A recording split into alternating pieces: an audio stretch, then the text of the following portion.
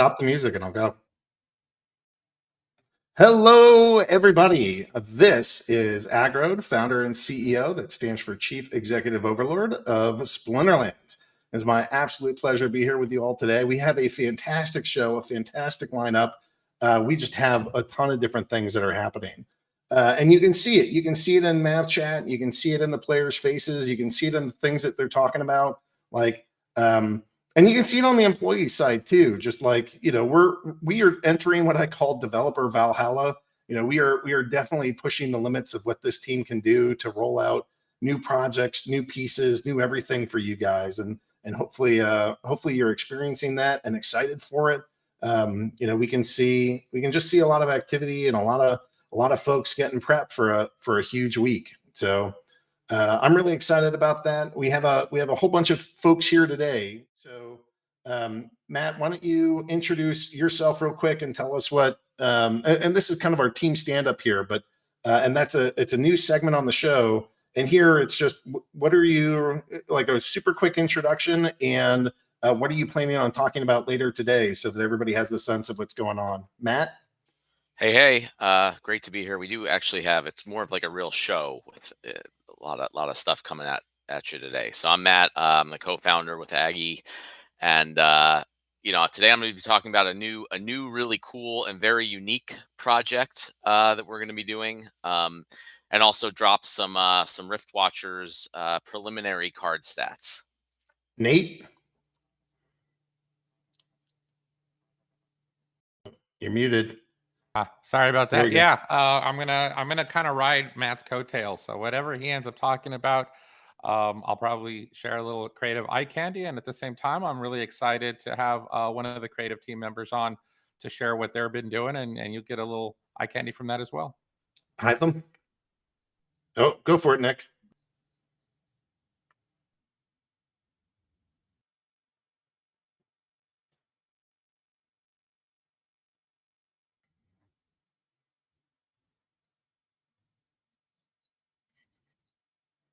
Awesome. Haythem?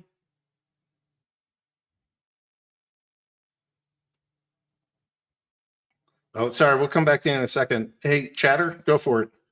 Awesome. Yeah, I'm going to be talking about some ARG stuff for the new project that Matt's going to be dropping, announcing some AMAs, and then talking a little bit more about Genesis League Soccer and sports. WeirdBeard? Hello, I am WeirdBeard. I'm the head of esports and tournaments and brawls, and I'm talking about today a new quality of life feature that we're introducing that should benefit the streamers of Splinterlands. Well, talking about streamers, let's we're gonna introduce Haythem in a second here. He's gonna be talking about Genesis League sports and some of the benefits that we're gonna get. So Haythem, do you want to do a quick intro there? Yep. Hey, I'm Haythem. I build product at Genesis League Sports, and today I'll be talking about Genesis League Sports white paper and some of the benefits for the Splinterland community. All right, and then fortunately, we get a very special, some very special guests. They are Allie and Mason. Allie is the founder, CEO, and the Allie of Allie Coin, and then we also have Mason, who's the head of community over at Allie Coin. So you guys, we asked you to come on and just kind of, talk about what you've been doing, what you are doing, and what you're planning on doing. Do you want to give us like a quick intro on who you are and kind of like what you've been building for the past little while? Yeah, absolutely. Okay, hello, I'm Allie. I'm a live streamer for like 6.5 years now. Been doing this for quite some time, mostly streaming Hearthstone or other trading card games in that time. But just recently have started dipping my toes into Splinterlands, and I'm really excited to get into more of the Web3 gaming world. And yeah, so that's me. I'll let Mason go.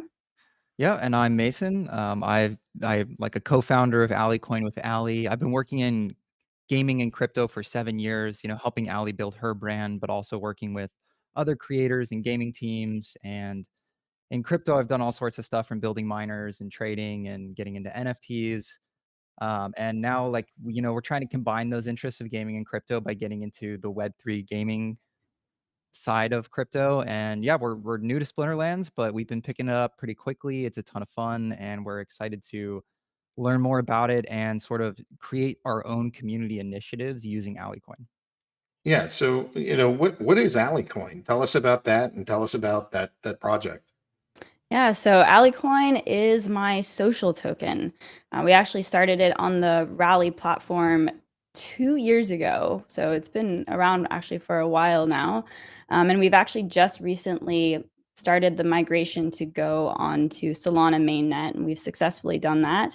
And yeah, the way I kind of put social tokens to people that are unfamiliar with the concept is, it's sort of like a Patreon type deal where, there are different tiers, to subscribe to someone and you get, specific perks. And so that's what we're trying to do with Alliecoin is, for the people that decide to hold Allie, the token, we are coming up with different things, special perks for them, whether it's merchandise or tournaments or in-person events. Like we're actually hosting a Alliecoin IRL party at TwitchCon that's going to be at a barcade. It's super cool, and Allie holders are going to get like free drinks and free games and stuff like that. So we're trying to make a new ecosystem of cool things for the people that decide to support me. And then with the model of Patreon, as soon as you like support somebody, that money, I guess, is kind of gone forever. But the cool thing about social tokens is that it can go up in value, or you can sell it if you no longer want to be a part of the community or whatever it may be. So it's this new concept, and honestly, it's going really well. And the support from the Splinterlands community has been super insane. And one of our biggest initiatives is trying to create a marriage between Web3 gaming and Alliecoin, because obviously I'm a gamer. I have been. That's like my main thing as a content creator. And so what are some cool things that we can do between the token and these, Web3 games that pop up? So, what's you just described a little bit about your experience with Splinterlands. I mean, I've seen you stream Splinterlands. I've been on a couple of your Hearthstone streams, and I've seen you stream Splinterlands with Mason. To me, you look like you're enjoying yourself quite a bit and sort of exploring this community, the people that are here, and the gameplay. But I'd like to hear from you. Like, what are the things that are appealing to you about Splinterlands, and what's made this a fun journey? And I'd open that to both Allie and Mason. Yeah, absolutely.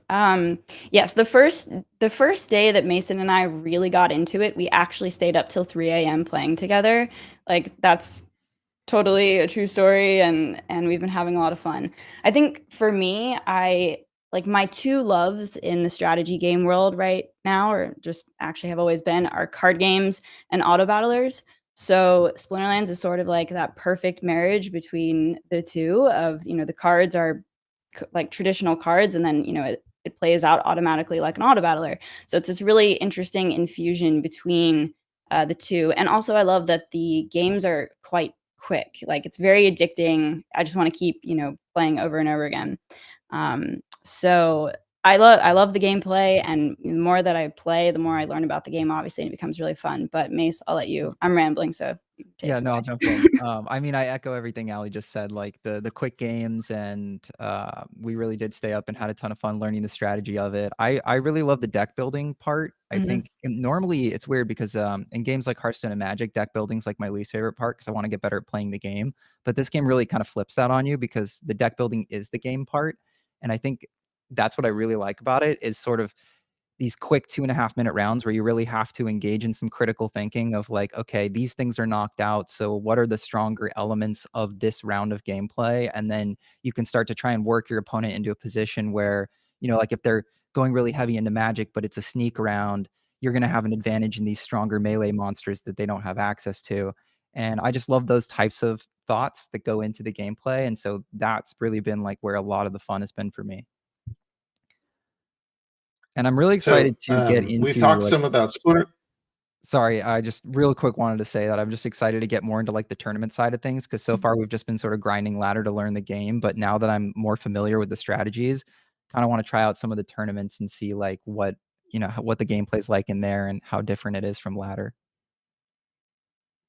So that brings me to kind of the final part of the segment of like, so you've talked about Alliecoin and you've talked about Splinterlands, what's that combination of those two things look like? What are we doing next? Yeah, so we've been in Alliecoin doing tournaments for a long time. We started with Hearthstone as a way to sort of distribute Alliecoin to our community, and now getting more into Splinterlands, we want to open the gates of tournaments to the Splinterlands community. And we found out about your in-game tournament system, and we thought it was really cool. So we came up with a concept to do two tournaments to start out. We might do more in the future if these ones go well.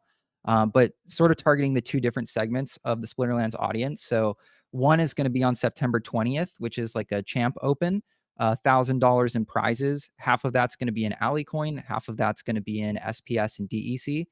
And on September 27th, we're going to do more of a beginner open that's going to be limited to bronze. And that's really to try and get the Alliecoin community into Splinterlands. They might not have a lot of cards yet, so we wanted to make that as accessible as possible. So it's really going to be, you know, level 1 cards, and it's going to be $500 in prizes. But this is, I mean, it's open to anybody. You can get the sign up codes by coming into the Alliecoin Discord and just saying, hey, I'd like to participate in the tournament. You know, we're trying to grow the Alliecoin community, so we'd love to have you guys in there. There is a Splinterlands channel, and you can chat with other people. We've been doing giveaways of cards and all sorts of stuff to Alliecoin holders. So we really believe in the whole Web3 ecosystem of just collecting value and exchanging value between ecosystems. And so that's what we're trying to do with this initiative. You have anything you want to add to that? Well, no, just well said. I love casting tournaments, and I also love competing myself. So I'm just really excited to see the community compete against each other, because I just haven't looked at any of the tournaments yet, and I really want to compete myself. So I'm excited. Well, I'm excited to have you guys with us. I've been stoked to see you have, like, you know, 1,000+ live viewers at any given time in your Hearthstone streams. I've been watching you raid our Splinterlands TV Twitch channel so that we can see, you know, some of your players coming to join our audience. And it feels like you're bringing a lot of value to this ecosystem. So I just want to say thank you. One of our biggest initiatives is to try to bring new players into Splinterlands. And I feel like having professional streamers and professional content creators, but not just, you know, professionals, but those that also love our game and like our community and make efforts on their own to go, like, learn a game and learn about us and interact with us. You know, I'm really excited. I think you're both, like, really wonderful partners to bring it into this ecosystem. I'm grateful that you choose to spend your time here, and hopefully, you know, all of us together have a better experience where, you know, you guys continue to grow your channel and we continue to bring in fresh players into this ecosystem, and hopefully that's rewarding for all of us. So thank you so much for having us. Honestly, everyone has been so incredibly kind and supportive. So just big thank you to the Splinterlands community. Yeah, the community's really been great so far, like super welcoming and fun to hang out with and fun to bounce strategies off of. And even in, you know, card games tend to have a lot of sort of intellectual battling between people, like over what the right play was or what the best card is. But I feel like in this community, even when people butt heads, they still try to find common ground, and I find that really admirable.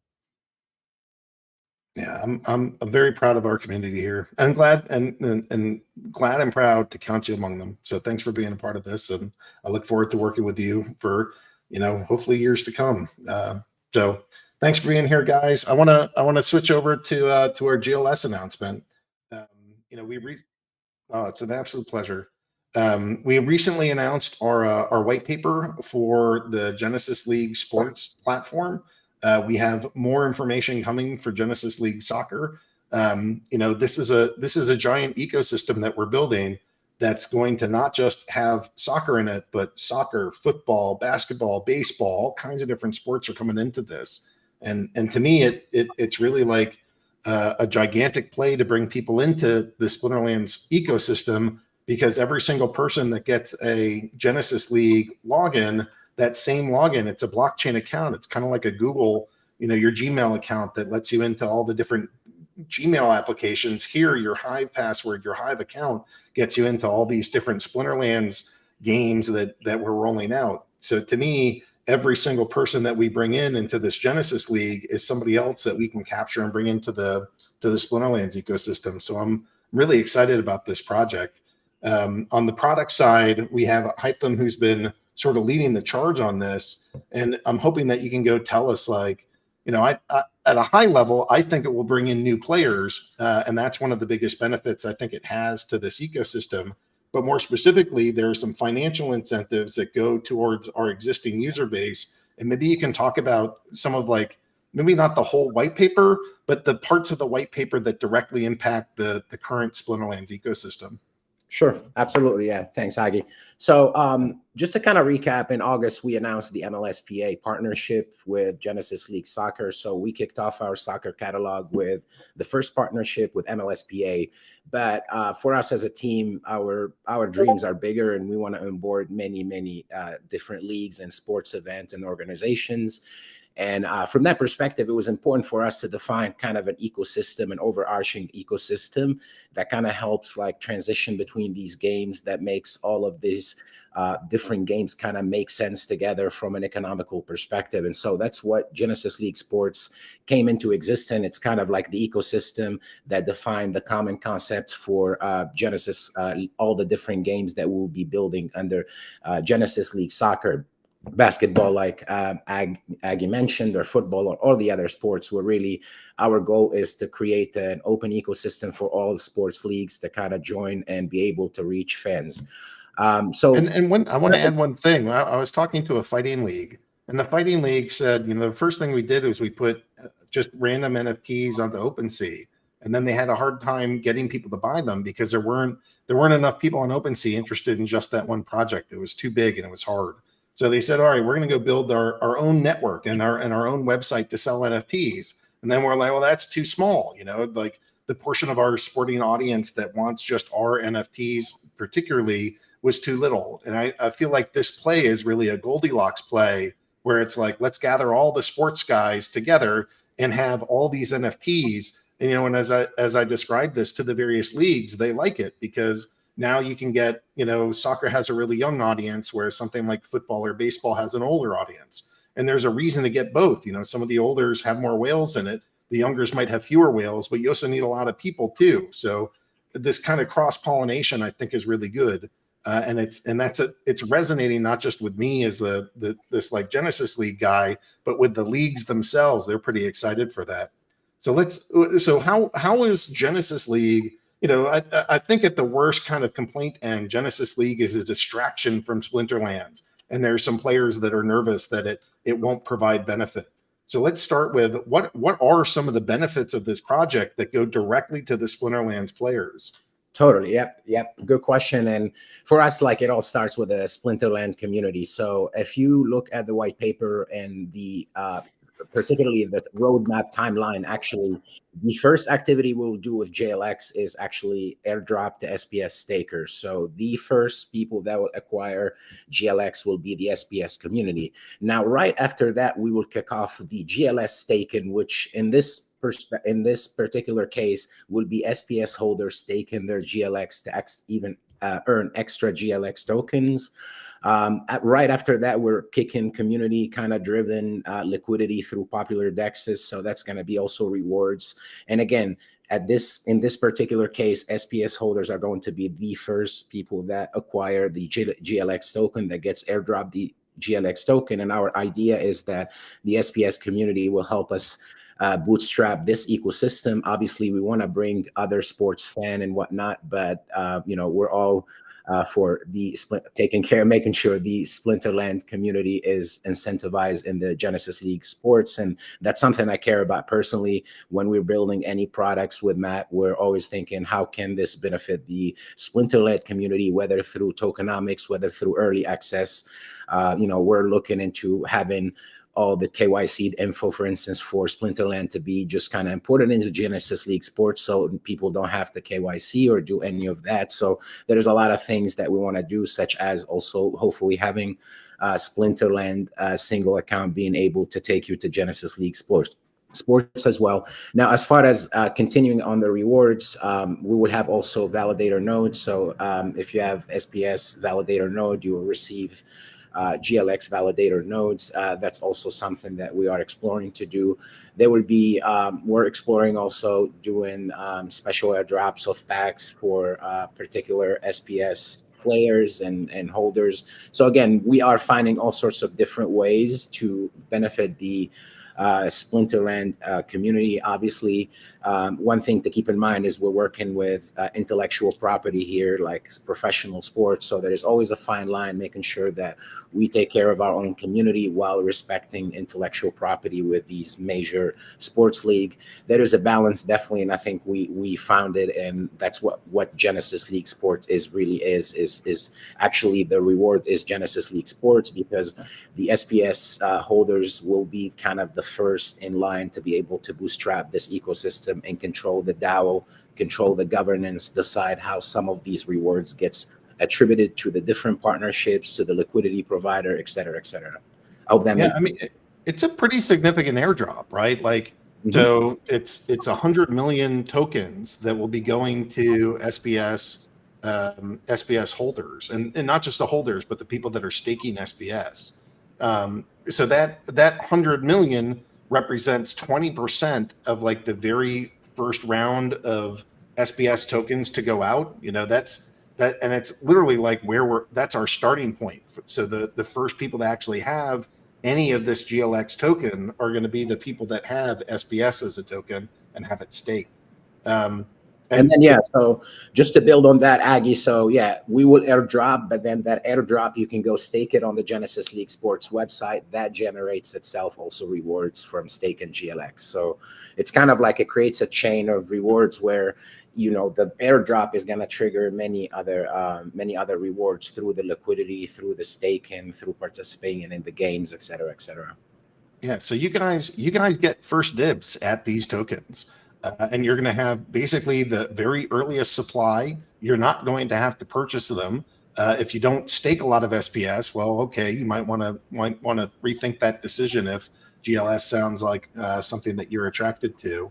But it's a major component of what we're rolling out. And then, as he said, there's multiple ways that you can kind of compound the SPS that you earn from the airdrop through liquidity pools and staking to really turn that into a giant stake within the ecosystem.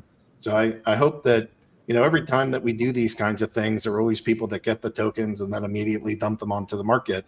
And we hope that that's not what you choose to do. We hope that you see that, you know, it's not just this Major League Soccer Players Association game, but it's this entire umbrella. You guys get to be here as the very first participants in this ecosystem.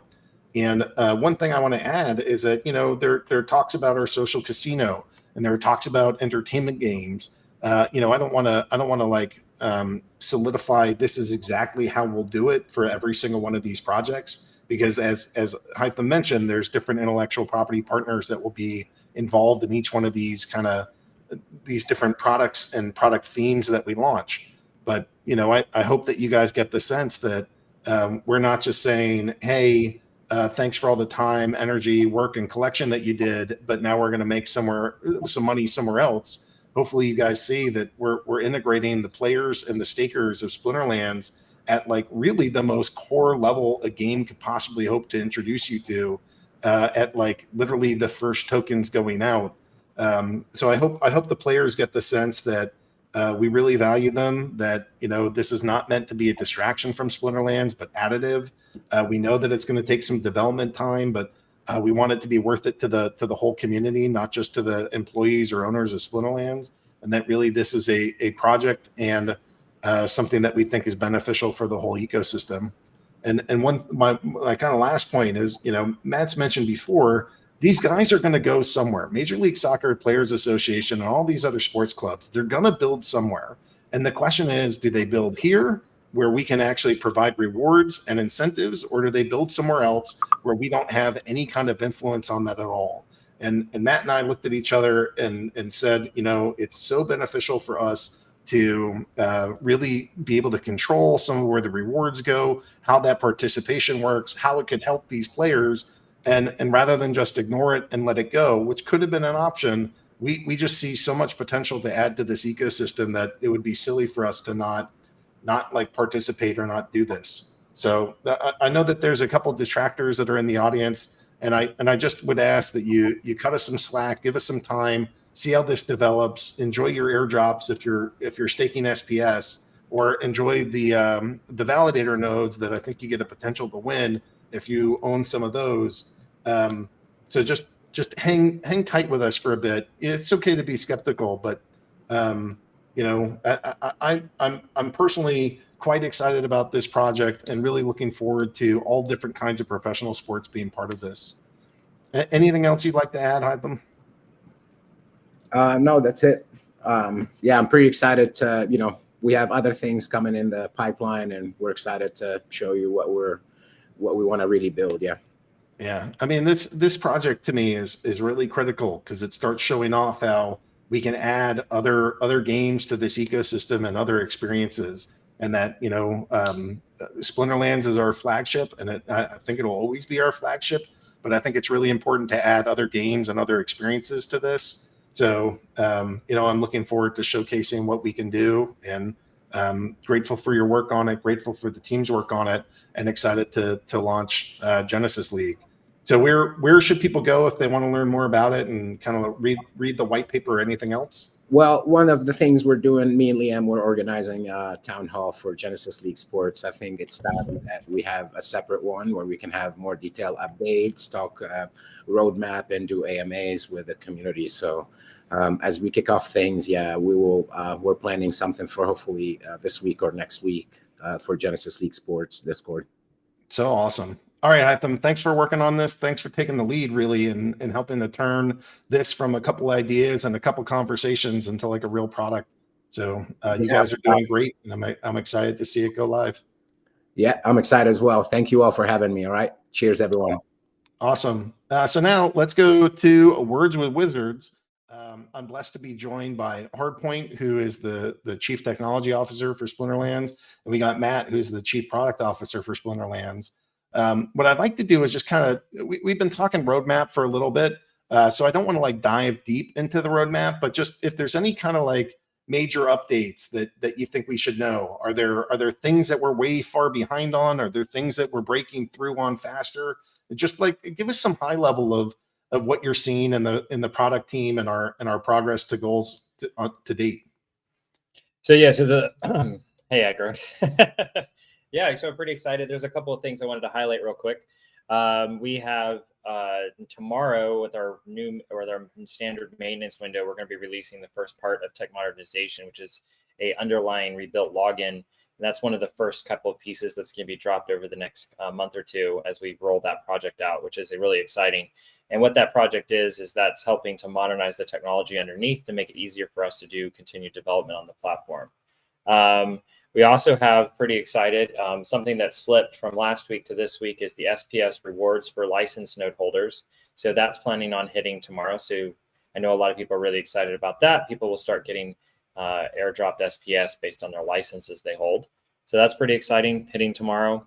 We also have, towards the end of the month, we're starting to gear up with Rift Watchers. Its pre-sale the shop is getting hit tomorrow, but it'll be a countdown for 9:15 at 2 p.m. when the pre-sale will automatically start. So getting pretty excited about a Thursday at 2 p.m. Eastern. So really excited about seeing that happen for Rift Watchers. And then the team is working steadily and aggressively on Rift Watchers itself, the actual playable piece, and that's scheduled for 9/27 later in the month. And the team is kind of on track for that right now, but as we get going with QA and stuff, that could change. But we're really excited. Hopefully we'll see Rift Watchers hit live and everybody will be able to play it by the end of the month. And last but not least, Proposition 34, which we put out to the community on the new SPS governance voting proposals page, is also gearing up and getting near to ship on the 20th, where we're dividing up ranked rewards to different pools between the different leagues. So I know a lot of people are really excited about that. A lot of people voted very strongly for it. So we're excited to get that out to the community.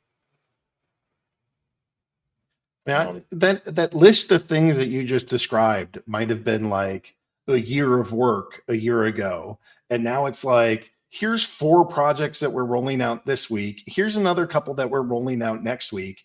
I mean, to me, just the state of the development, meaning like the pace and the acceleration, it feels like we're really cranking out code and just generating, you know, a crap ton of new features. Is that your sense? Do you feel like we're slowed? Are we over capacity? Can we keep this up? Like how are we doing? Well, I love the way you referred to it earlier in the town hall. We're sort of entering the Valhalla of development and engineering, where the team is running at breakneck pace. You know, kind of get a sense that the whole team is a band of Vikings, like raiding the shore right now, with about everybody kind of hanging off the ship and the wind at our backs. Very visual there, but we are definitely pushing as hard as the team can go right now, and while we're still trying to not cause issues in production, and we want to still ship a high quality product. So that's what the team is really working at right now, like a pretty hard pace, but we're pretty excited. We've got so many wonderful things hitting over every single week. I mean, looking forward over the next 6 to 8 weeks, it's almost every week or every other week, we have major announcements or major products hitting, or something's happening with Splinterlands. So it's just really exciting. The whole team is really amped up by all the excitement, and I know the community's been really excited for all the stuff that's coming. Now, the one constant complaint is always when boss monsters. You know, we've been hearing that for 2 years. So one piece of backdrop is, you know, we made an intentional decision to push back on land when we said we're going to go do SPS first, and that was a very conscious decision by Matt and I. But you know, the players are still, some of them are getting aggravated that land isn't here and boss fights aren't here. Anything you want to share in the high level for that? Have we completely abandoned it? Is anybody working on it? Are we doing anything, or is it just like, is that dead in the water? What's land look like? So yeah, actually, great question. So back when we shifted SPS last year, we pushed it back when let's see, a couple months after I was here, we actually started working on the foundation for land. Land is sort of a huge technology endeavor, and I would say it's one of the largest kind of expansions to the platform that we have coming up. And that's actually, if you look at our roadmap, you can see that tech modernization and on-card market are foundational pieces that have been in play, which is what I just described as shipping tomorrow, where most players see that and they say, oh, that's not land. Actually, for us, it is land, because that's setting up the foundation for us to build on, to build out land. And not only that, so those projects have actually been underway since like December and November of last year. So we've actually been chipping away in the background at setting everything up to get land fully out. Not only that, but like land phase 1 has steady progress. We have a team of people that are working on it steadily. We have creatives that are working on it. So we have a steady group that are continuing to push forward on that phase 1 section, which we're hoping to ship in Q4. So yes, land is definitely on the radar. There is a lot of energy here. And while we are doing a lot of other things, land is still being thought about and talked very fondly. I'm a huge fan of land. I can't wait to see a lot more of those details drop. We're hoping that at Splinterfest, we'll actually be able to drop a bunch more details about land phase 1 and some more teasers and stuff like that. So you should see a lot more details mid-October from us about land, and very excited. When you talk about boss monsters, so boss monster is definitely something that's on our radar. It hasn't sort of hit the top of the list, because when we evaluate all the products for the community, we really rank order them all based on what's going to have the biggest splash for the most number of people, to have the widest reach for the SPS holders and tokens, and how can we really push out the most. And so boss monsters has been lagging a little bit on the list because of its impact level, but it's not forgotten. It's very much on our list. We're very much aware of it. And I definitely see boss monsters probably coming next year at some point. It was what I'd like to see happen. Cool. Okay.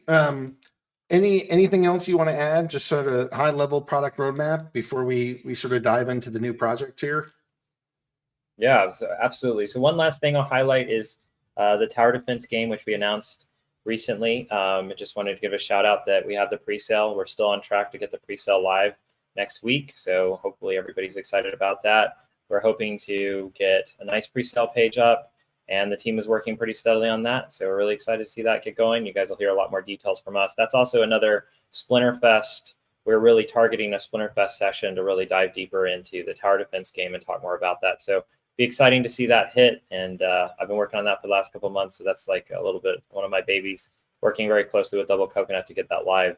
Super excited for what it's going to bring to the SPS holders, the voucher holders, the DEC holders, and how that's just going to add more gameplay and entertainment to the platform. Sweet. Thanks, Hardpoint. All right. So we have another wizard with us, Matt Rosen, Yabapmatt. Do you want to, Matt, what are you here to talk about today? I know everybody just goes ballistic when you're speaking. What's on the agenda for today? Yeah, I was just thinking about how like to frame this. I mean, really, it's sort of like just the reason Splinterlands basically started is the same thing, which is we are gamers. And whenever we see something that we're like, oh, wouldn't it be cool if, then we do that. Is basically what happens. So, recently, especially like since COVID sort of ended, at least all the restrictions, I've been like really excited to go out to all the different like in-person events. And one of the interesting things is the in-person events kind of changed from like 10 or 20 people sitting around talking about Bitcoin to like these huge mega parties. And it was kind of a lot driven by NFTs. I mean, it was pretty much all driven by NFTs. I mean, NFTs have gotten so many people into the space, which is awesome since, that's the area of the space that we are primarily focused on. And one of the things that I noticed at all these events, there's a couple things, but like mainly a lot of people, like there's crypto punks and there's bored apes and there's goblins and there's whatever it is. And like people have pins and stickers and shirts and different things, that show off their ape or their punk or their whatever it is. And one of the things to me was like, well, I want to have that for something Splinterlands, but I could have a shirt. I do have a shirt with Yoda and Zaku on it, for example, but that's like not my like unique one. Like, when people have their own bored ape, they their whole identity is sort of tied to that NFT in a lot of ways. People use it as their profile pictures. People use it, kind of everywhere. And then also, pretty much all this stuff for the most part happens on Ethereum and OpenSea right now. And so even when I'm like out at these events with all these people who got into the NFT space and they're interested in it, it kind of is a bummer to me that they're so hesitant also to move off of Ethereum or off of OpenSea and try new things. And I get it in that it's, it can be daunting and complicated, but so really all these things came together to be like, how can we get ourselves in front of this huge community that's really focused around OpenSea? And also, how can I get all the cool, like personally, get all the cool stickers and pins and whatever and profile pictures of my unique Splinterlands thing? So we came up with a way to do a generative NFT project within Splinterlands. So for those of you who don't know, a generative NFT project is like, a CryptoPunks or there was a Hive Punks version of it, or Bored Apes or all these other things. Most of the NFT projects in the space are generative NFT projects where there's a certain amount available, you mint them, and then you get every single one is unique. So unlike Splinterlands cards where like, I might have a Frost Giant and so might, 1,000 other people and they all are exactly the same. The idea here with that is there's going to be a new promo card added to the game. And within the game, the promo card, it'll all have the same stats and abilities, but the actual image for each individual card, each individual NFT is going to be 100% unique. And we're going to do the drop on OpenSea and on Ethereum, and you'll be able to actually once you buy one of these on Ethereum and an Ethereum wallet, you'll be able to stake it in the smart contract and then get the card in the game and allow you to play it. So let's pause right there, because that's a lot. That's a lot. So let's just do like a real quick high level summary. Splinterlands, this undisclosed project that we've been talking about, is actually a PFP project. And unlike normal PFPs that are simply collectibles, this will be a collectible, but on top of that, it sounds like there's a way that I can bring my unique character into the game, play Splinterlands with it, and have it still appear unique compared to everybody else's of these. Did I get that right?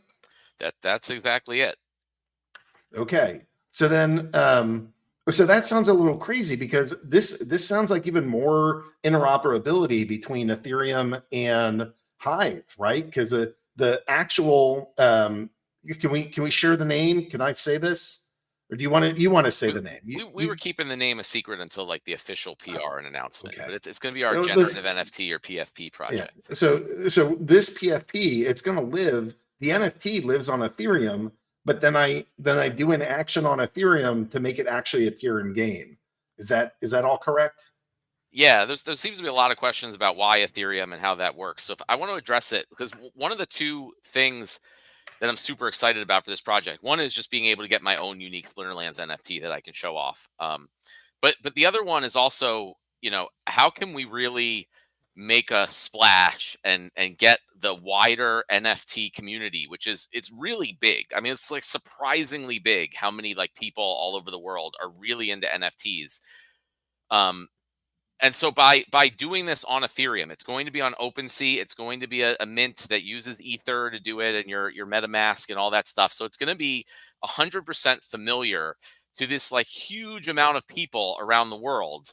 And I think it's actually it's one of the biggest potential chances we have to onboard like a huge group of our exact target audience into Splinterlands in like fairly short order. So we've already started going out to lots of different NFT communities and talking to them about this and like just getting the word out. I mean, there's going to be a huge marketing and promotional push that's a part of this to say to the whole NFT world, like a lot of them have heard about Splinterlands, but just since it's not like the normal way that most NFTs are done, most people don't participate. So now we're going to go out and say, hey, we have this new project. It works exactly like you are familiar with. You can get involved with it, and there's like significant utility from day one because you can get this card in your Splinterlands account, and you can battle with it, and you can earn SPS. So it's one of the best ways I've ever heard or thought of to get like this surprisingly large community of NFT crypto people into Splinterlands. So I get that some of the Splinterlands players might not be happy about potentially having to use an Ethereum wallet and get Ether to participate in this.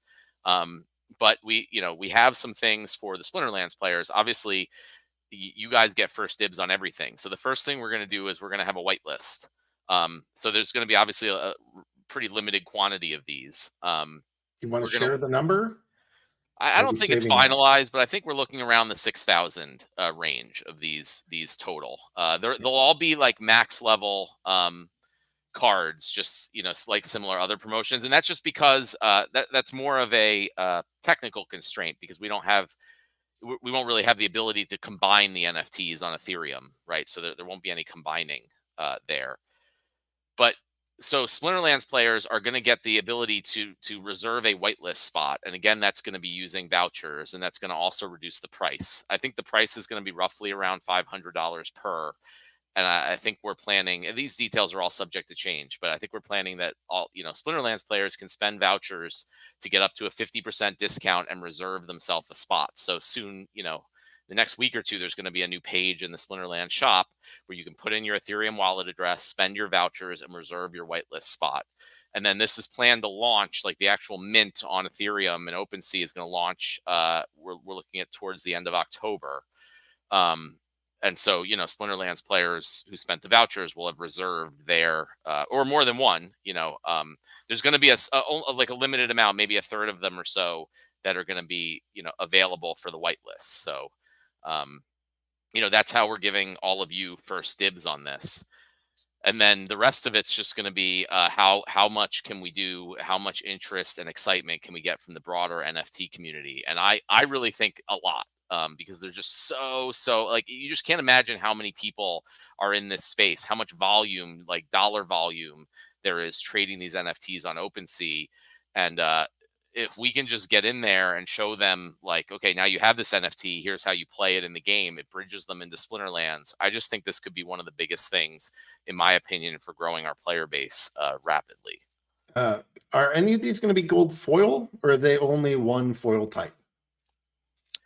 Yeah, there's going to be, they are going to be gold foil ones, probably roughly 4%, but it'll be random. So that's the only instance where certain ones of them will have different effects in the game. So if you have a gold foil one, obviously you'll get the reward bonus, the reward share bonus and all that stuff. But all the other differences are going to be purely cosmetic. And we're planning on having also like different rarities of the features of this character. So it's going to be a new promo character that the art and design team have done an amazing job dreaming up.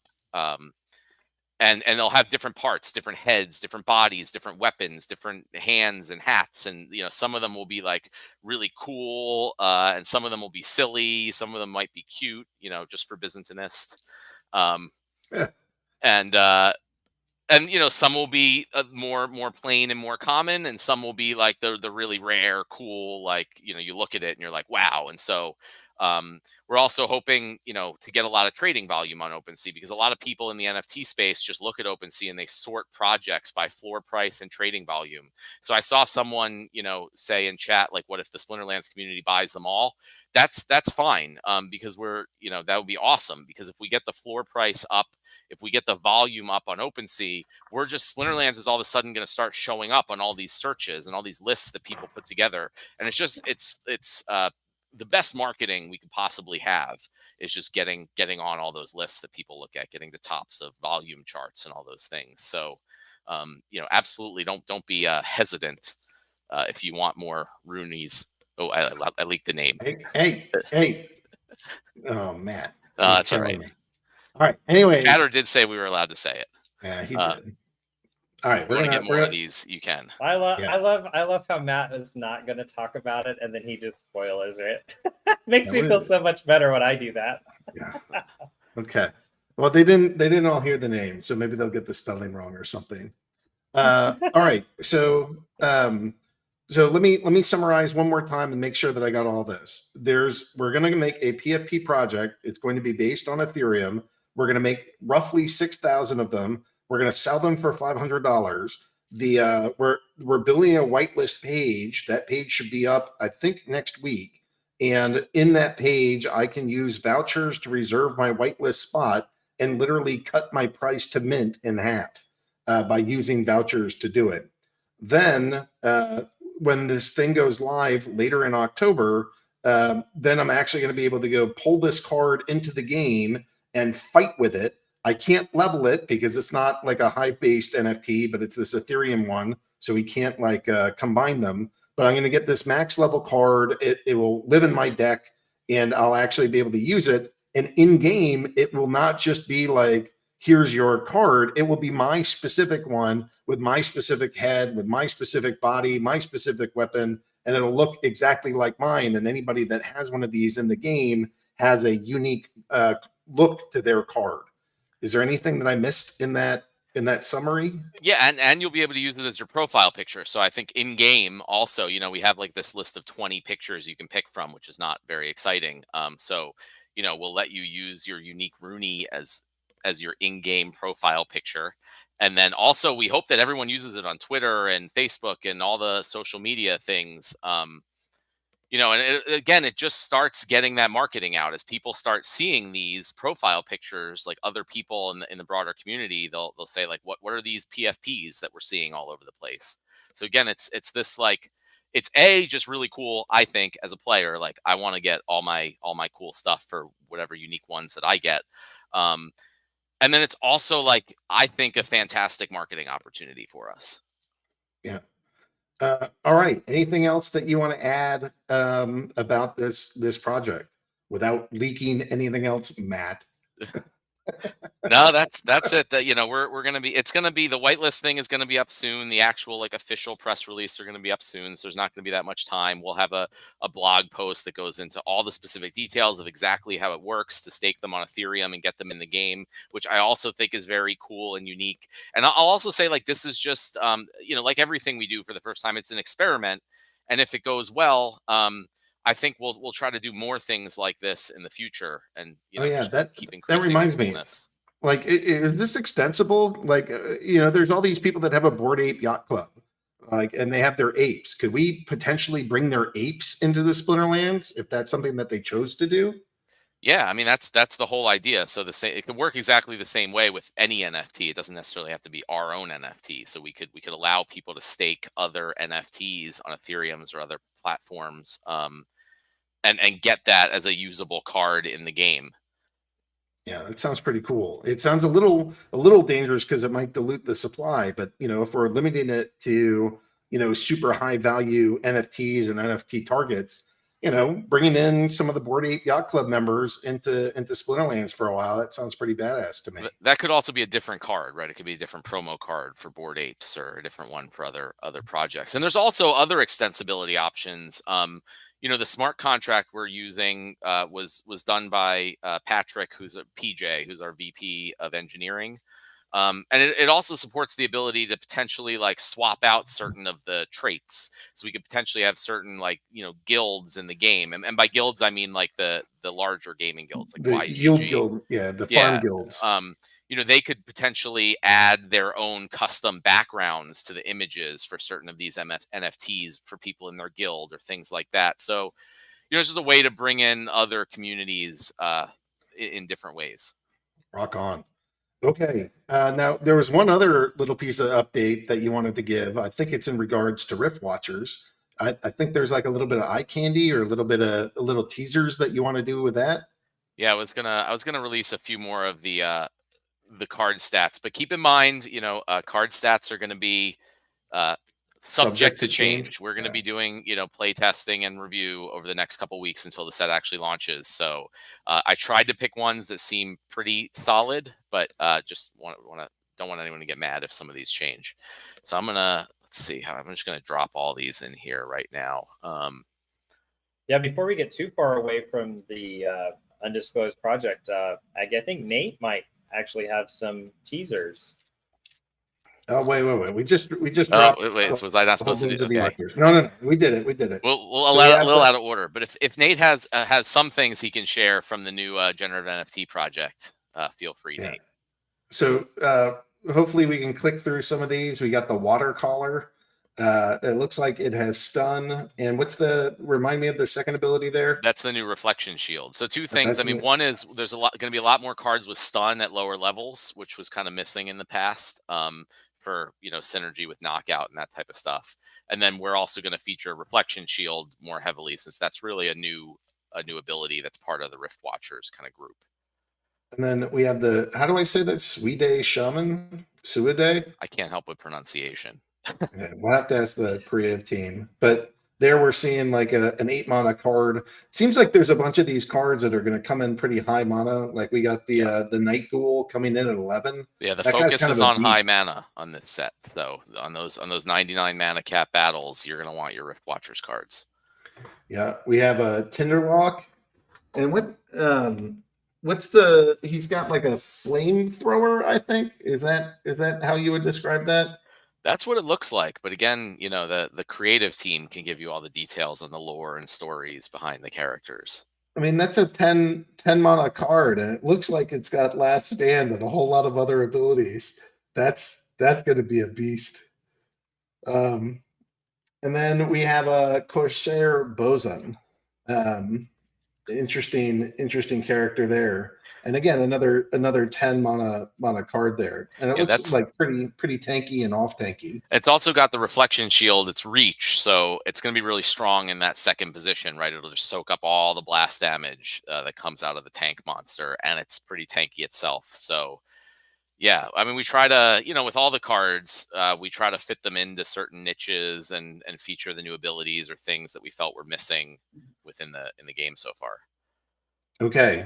And now, Nate, I don't know if you have any of the eye candy, but for Runi's, but if you want to go drop that, let's see a couple images here or there. And you're on mute, sir. So you're going to have to unmute before you chat. There we go. Well, no, we got a little bit out of order because Hardpoint called you in. But if you want to go show a couple images, let's go do that. Ron, let's go ahead and bring it into the creative brief. And I don't think they can hear Nate because he's not on the screen. So they can hear him. That's what I'm saying. They can't hear. Yeah, everyone says they can't hear me. Okay. So let's go into the creative brief. Let's pull Nate on to the channel, and then let's go look at they're still some saying of the Runi stuff. So what are you thinking here, Nate? What do you want to show? Well, here, let's see. I'll go ahead and put. Well, we're really trying not to share anything crazy with the Runi project, but I will. I'll put a little bit here. Let's see. How about? Well, we're already said the name. So do you want me to show like the logo, or do you want to hold off No, on let's that? hold off on the logo And, for you know, now. maybe, Let's just, we're still just doing some and teasers. Just the you said what? teasers. Just the teasers. Oh, okay. No logo. Okay. I will say that, well, let me give you a little bit of the lore behind it. We could start off there. So, in terms of how the Runi project took off, we really wanted to ride the coattails of Rift Watchers. And Rift Watchers is the next big thing happening pretty darn soon. And with it comes a whole ton load of lore. And part of that is bringing some people over from far away to kind of help us with arcane technology and how that fits into the fantasy world that we're world building. And one of the characters, actually a neutral character named the Junker, will be a part of the minting process. Here is for those of you guys haven't seen him. I don't remember if I shared him before, but the Junker is a neutral character. There he is. He'll be collecting components that are going to be utilized by the battle mage, you the player, to kind of like utilize the blueprints that are provided by the Rift Watchers in creating these arcane magical constructs, which we are, calling Runi. And for those of you who wonder why Runi, it's short for Runicore, which is a rune enchanted core. The core is basically central. It's probably the most important component there is in making sure that the whole magical creature that gets constructed for you is powered by mana that will keep going and going as you send them off in a battle. The minting process will also include this guy, which is another character which you guys have seen before, but the Technomancer you're going to have in the minting process when we get to that part of the stage of the process of minting your Runi. Imagine this Dr. Frankenstein type character, just like it's alive, right? And as the core kind of assembles and brings together all the components to create this Runi, then we're pretty excited with that. Something else I could share is probably here is imagery of some of the power core component. You'll see on a work table there is this round object contained within a larger object, and really it's intended to make sure it's like these are like little mini nuclear bombs, right? You got to be careful with these things. So they're kept in these containers on the work table as you prepare for not just the whitelisting. And well, for the whitelisting here, I'll show this. This it does look like there's, I know it's not what I'm about to say, but the little copper metal piece looks a little bit like a slingshot for the Runicore that would clearly devastate everything. So maybe not. We got to be careful. It's funny that you brought that up. All you got to do to find out the origins of, and keep in mind the art team, we're creative. So whether you guys realize it or not, when we show you artwork, there's Easter eggs, like that little component that you saw that looks like a slingshot. Just scroll up and look at the Technomancer, and if you look at the artwork long enough, you realize, oh, it's that guy. It's a component from what that guy's using to bring these things to life. And we're hoping to have a cool. In fact, I think we already have an animation of that, which I might share in the future. But during the minting process, it'll be cool. When you're in the whitelisting stage of things, we're calling it that basically to whitelist, to get a reservation or get your spot in lines. You're basically buying a Runi construction kit. Yeah. And here is what the construction. Some assembly still required. Yeah. Once you get to the minting stage, then you'll say, hey, what components does the Junker provide me with? And that thing will kind of like pop open, and you'll find a power core, you'll find the blueprints, you'll find maybe a weapon or, head, armor, whatever, in order to make the thing that you're going to make during the minting process. So a lot of you guys are probably wondering, well, Nate, show us what these things look like. And I'm like, I'm just telling you right now, before you get too excited, no, I'm not going to show you. We didn't mean to leak the name, but Matt's the founder of the company, so who's going to yell at that guy? But I could definitely get yelled at. So I'm not going to leak anything that I shouldn't, but just know that you won't have long to wait, because in case it kind of went over your head, this is happening relatively soon. At least the whitelisting is, and I think this Thursday is Liam's going to get into what might be shared later on the week once he talks, but more information coming this week. There'll be a whitelist page showing up on the shop page within the next couple weeks. I mean, it's like happening fast, guys. And that shop page will have a lot more details, a lot more information. I know when we designed it, we included a frequently asked questions, because I know a lot of you sometimes maybe you're not super crypto enthused. You don't have a big background in blockchain technology. Maybe you're looking at this where like your first exposure to blockchain in general is literally Splinterlands. You don't have an Ethereum wallet, you don't have all these things, but you still want to participate. Then that's okay. We try to design the page where you see a countdown, you get some information, you get linked to the blog post that you need for more information. It should be there to kind of like prep you and get you ready with your kit, your construction kit, and get first in line. Because if I had to make a bet, this thing's gonna sell like fast. Like I know personally, when Matt first brought the project and threw it in my lap, I was looking, I was like, an NFT, generative NFT project, I thought about it.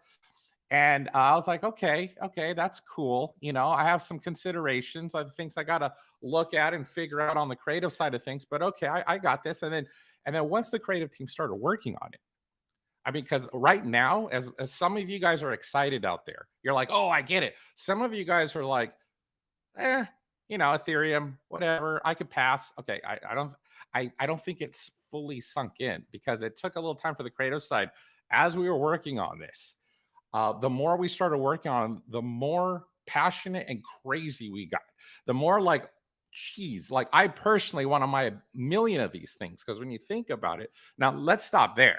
From a creative standpoint, I want you guys to understand what we did and did not do. What we did not do is just go grab just a simple image or a clone image and just reskin it with different colors. We didn't just take a thing like most generative NFT projects do, and we said, well, here's a dude, and he's going to have sunglasses, or he's going to have the hat, or he's going to have different skin, or he's going to have a different hairstyle, he's going to have different shirt. No. You don't understand. That's what we did not do. What we did do is we researched the generative NFT industry. We said, look, these projects were successful and these were not. So let's ignore the ones that were not, and let's look at the ones who were. What did they do right? What did they do differently that doesn't really apply to us as a game company, as a generative NFT that has utility today? The second you mint it, you literally go in the game and start earning, SPS, or you start earning crypto rewards, or you start being able to, do all these things with it, right? So how do we address this? How do we look at this and just slam it out of the park? And one of the things we looked at is there's three main things we saw with a really successful generative NFT projects. Either most of them had no utility whatsoever, right? They were just successful by virtue of the creative vision that they saw for their project. First type of successful project is they went really cute. Okay, cute is cool. People enjoy cute.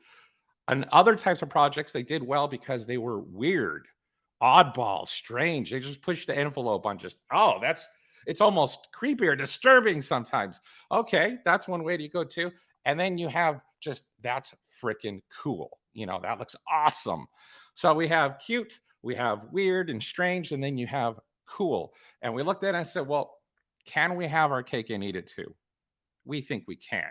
So we went ahead and we created all the artwork based upon the fact that you could end up minting a cute one, a weird one, or something that looks freaking awesome.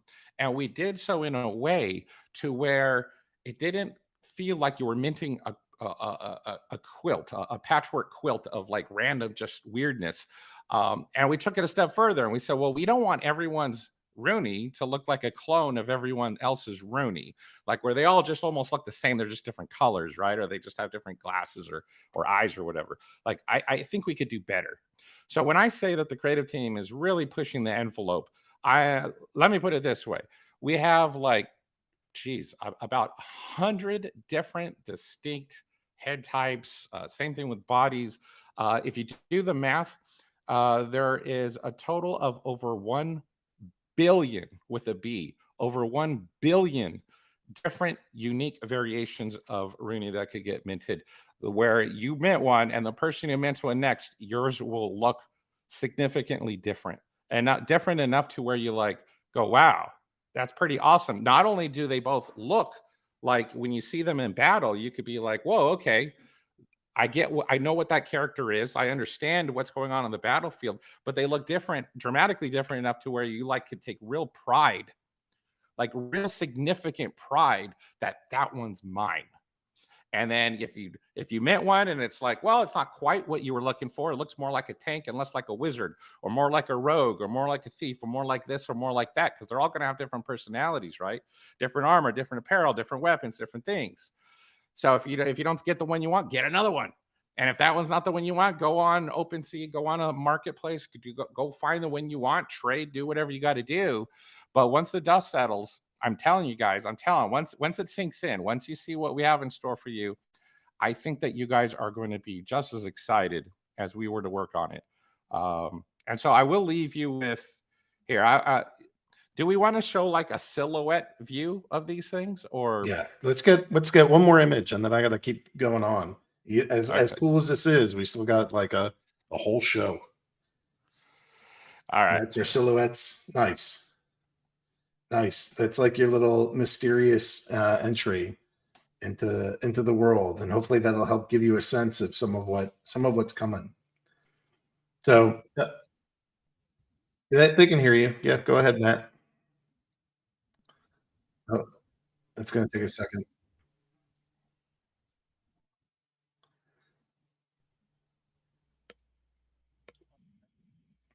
All right. Hopefully you guys can hear me. I just want to say, like, I mentioned this is sort of like the same thing that when we started Splinterlands, we were like, oh man, if there was a trading card game like this that used NFTs and blockchain and all this, like I would personally put an irresponsible amount of money into it.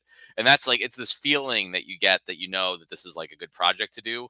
And this is exactly that for me. I was like, holy cow, like if we had this, I would just buy so many of these things. I mean, I also buy tons of other NFTs and all these other projects and look at them and, try to learn about them. So it's just, there's so many people like me too out there. Most of you fall in that category. So it's just this feeling that you get that you just like, this thing is going to be so cool. And then on top of that, like I just gave the concept for it, and Nate and the creative team just ran with it. And what they came in with was actually like far and away cooler than I had imagined it in my mind, because it's like so much cooler in my opinion than like most of the PFP projects out there.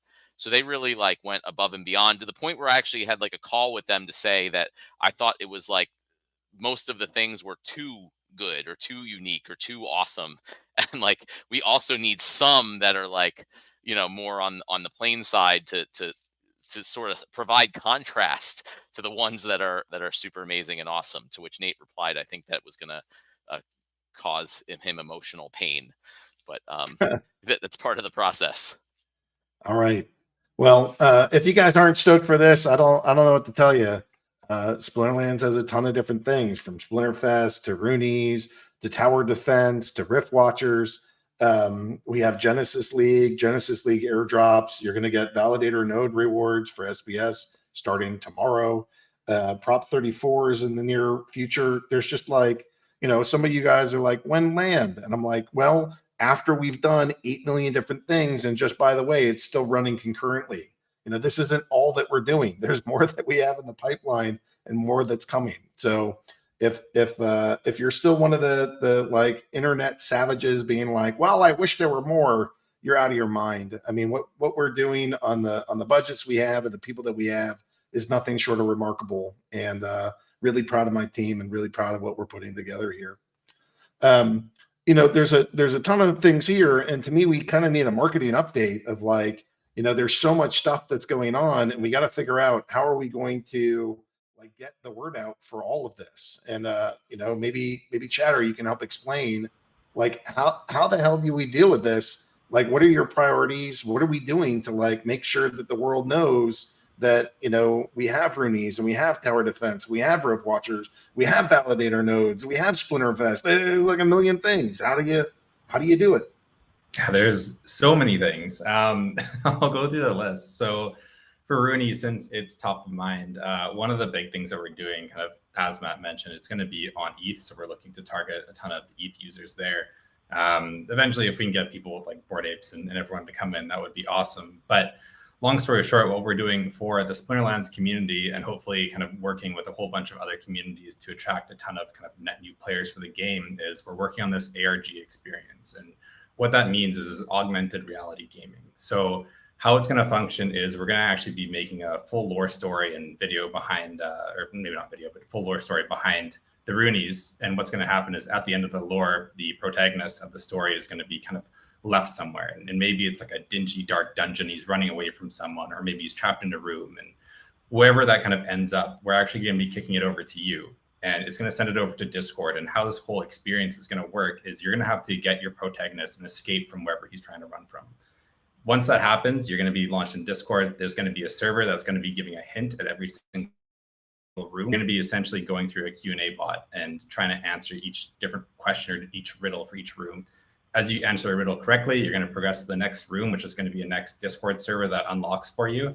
And eventually, as you get to the very end, the first people that actually escape are going to be able to get a few NFTs for free.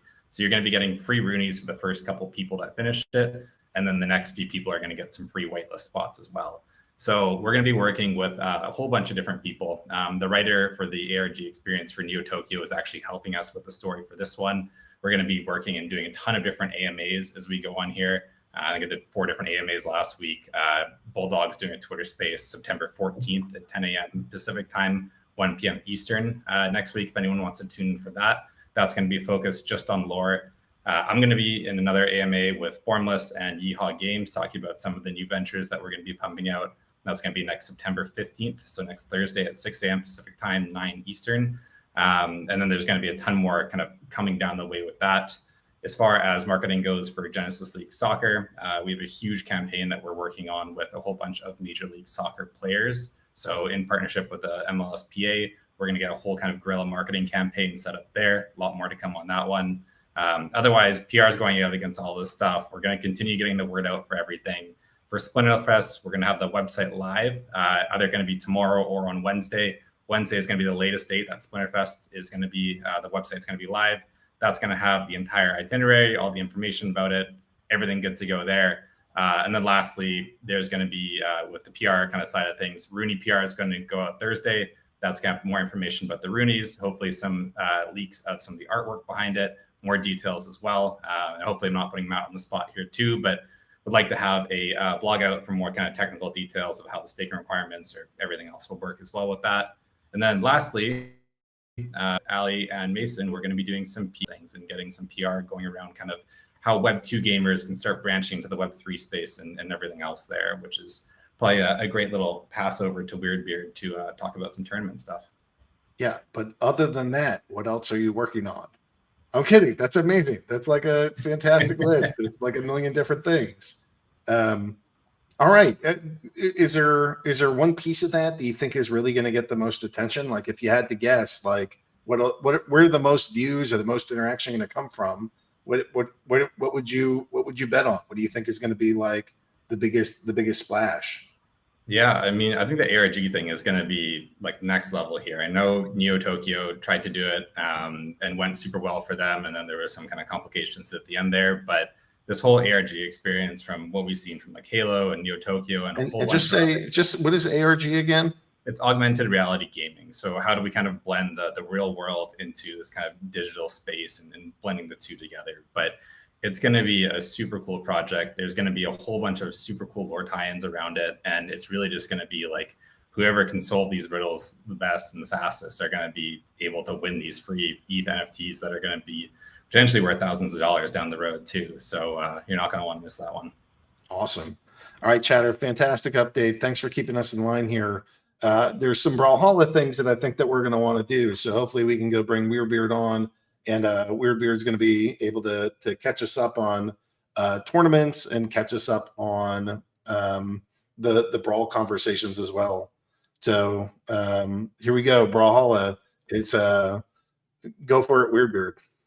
Hello. So I have two main things that I really want to be talking about. The first one has been something we've been talking about for a while, needing to get done, which is streamer mode. It's a thing that we're going to be seeing in the update that's pushed out tomorrow.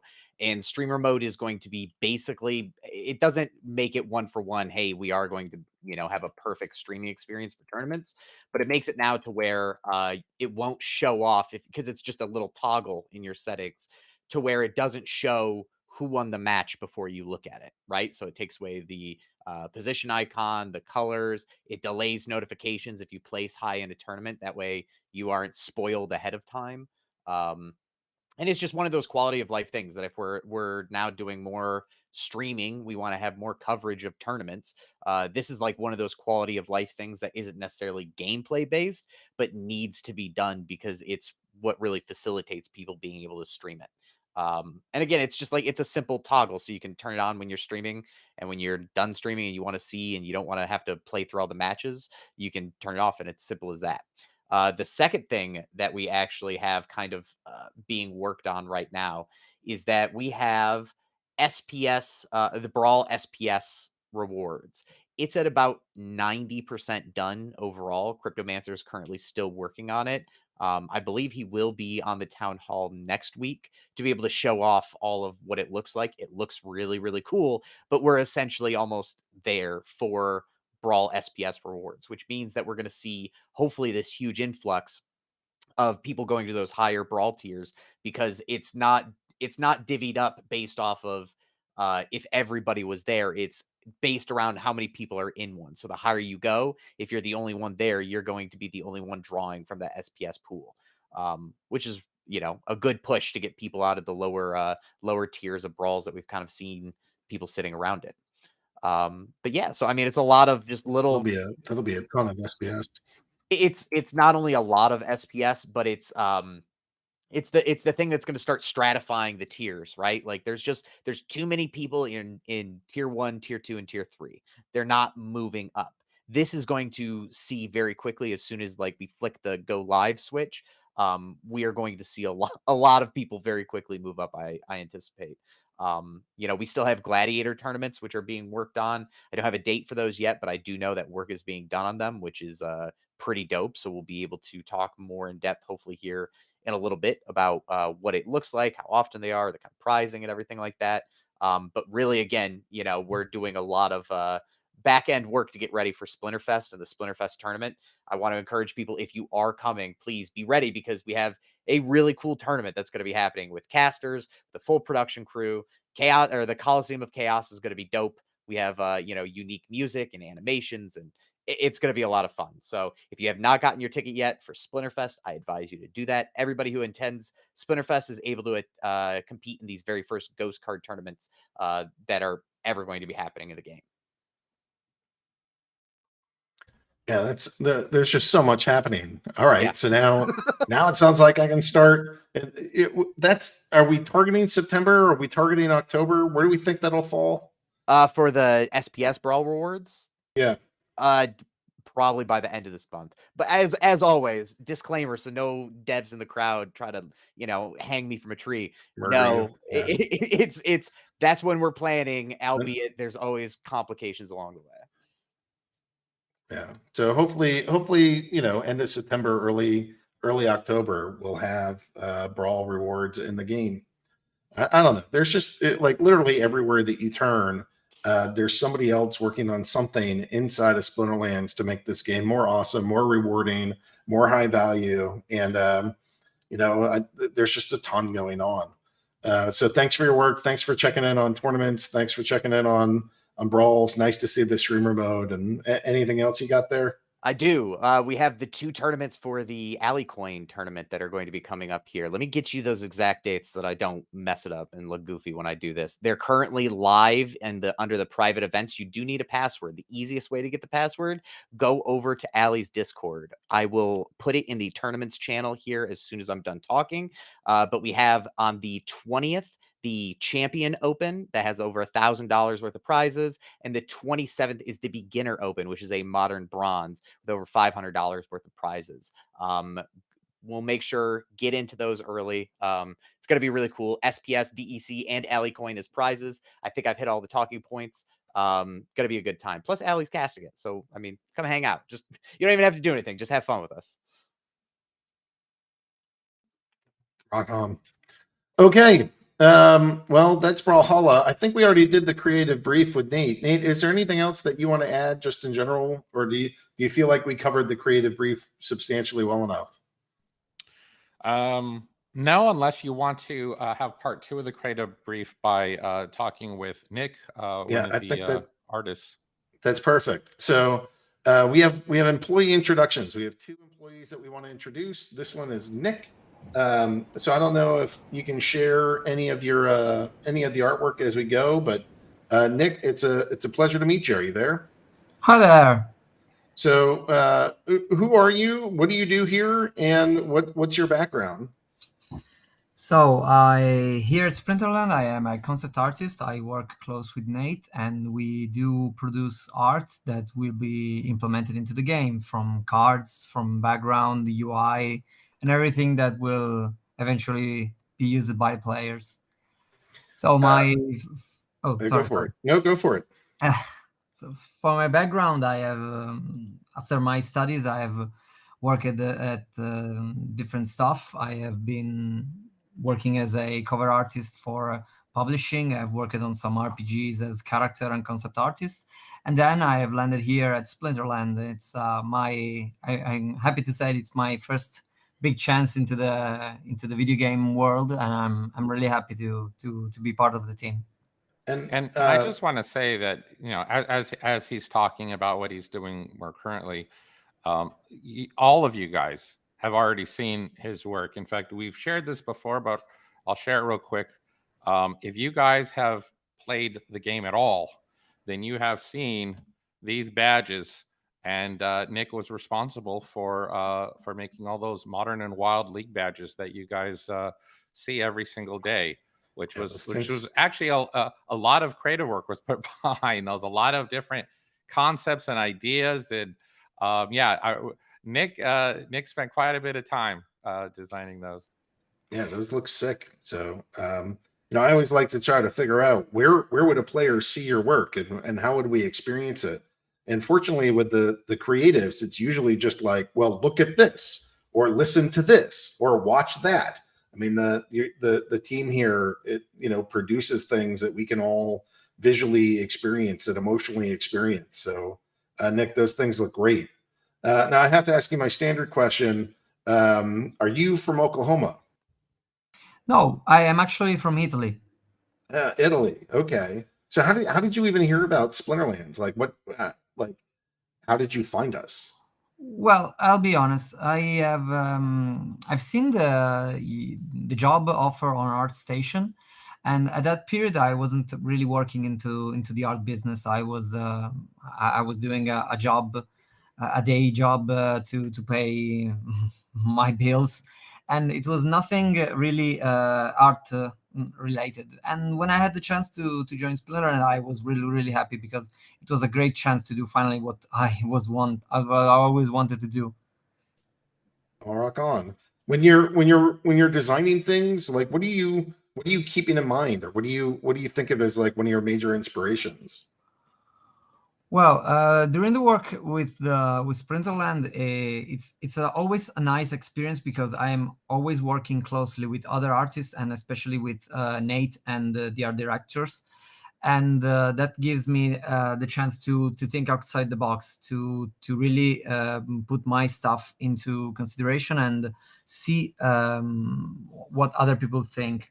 And that really helps me to grow. And I think that I always keep in mind is, how will this thing affect on the game? How will they actually improve? Will it be easy to read? Will it be hard? Will it be a complicated thing? I mean, will people enjoy it? And it's always a nice way to try very different stuff and come out with the really one that makes to the goal. Awesome. Well, anything you want to leave us with, Nick? Any kind of inspiration or what you're really looking forward to? Well, Aggie, what I can do is here. I'll show a couple of, for those of you. I think this is Rift Watchers. Let me share a couple of things that he's doing that people are going to enjoy opening their Rift Watcher packs and seeing. Yeah, this let's do it.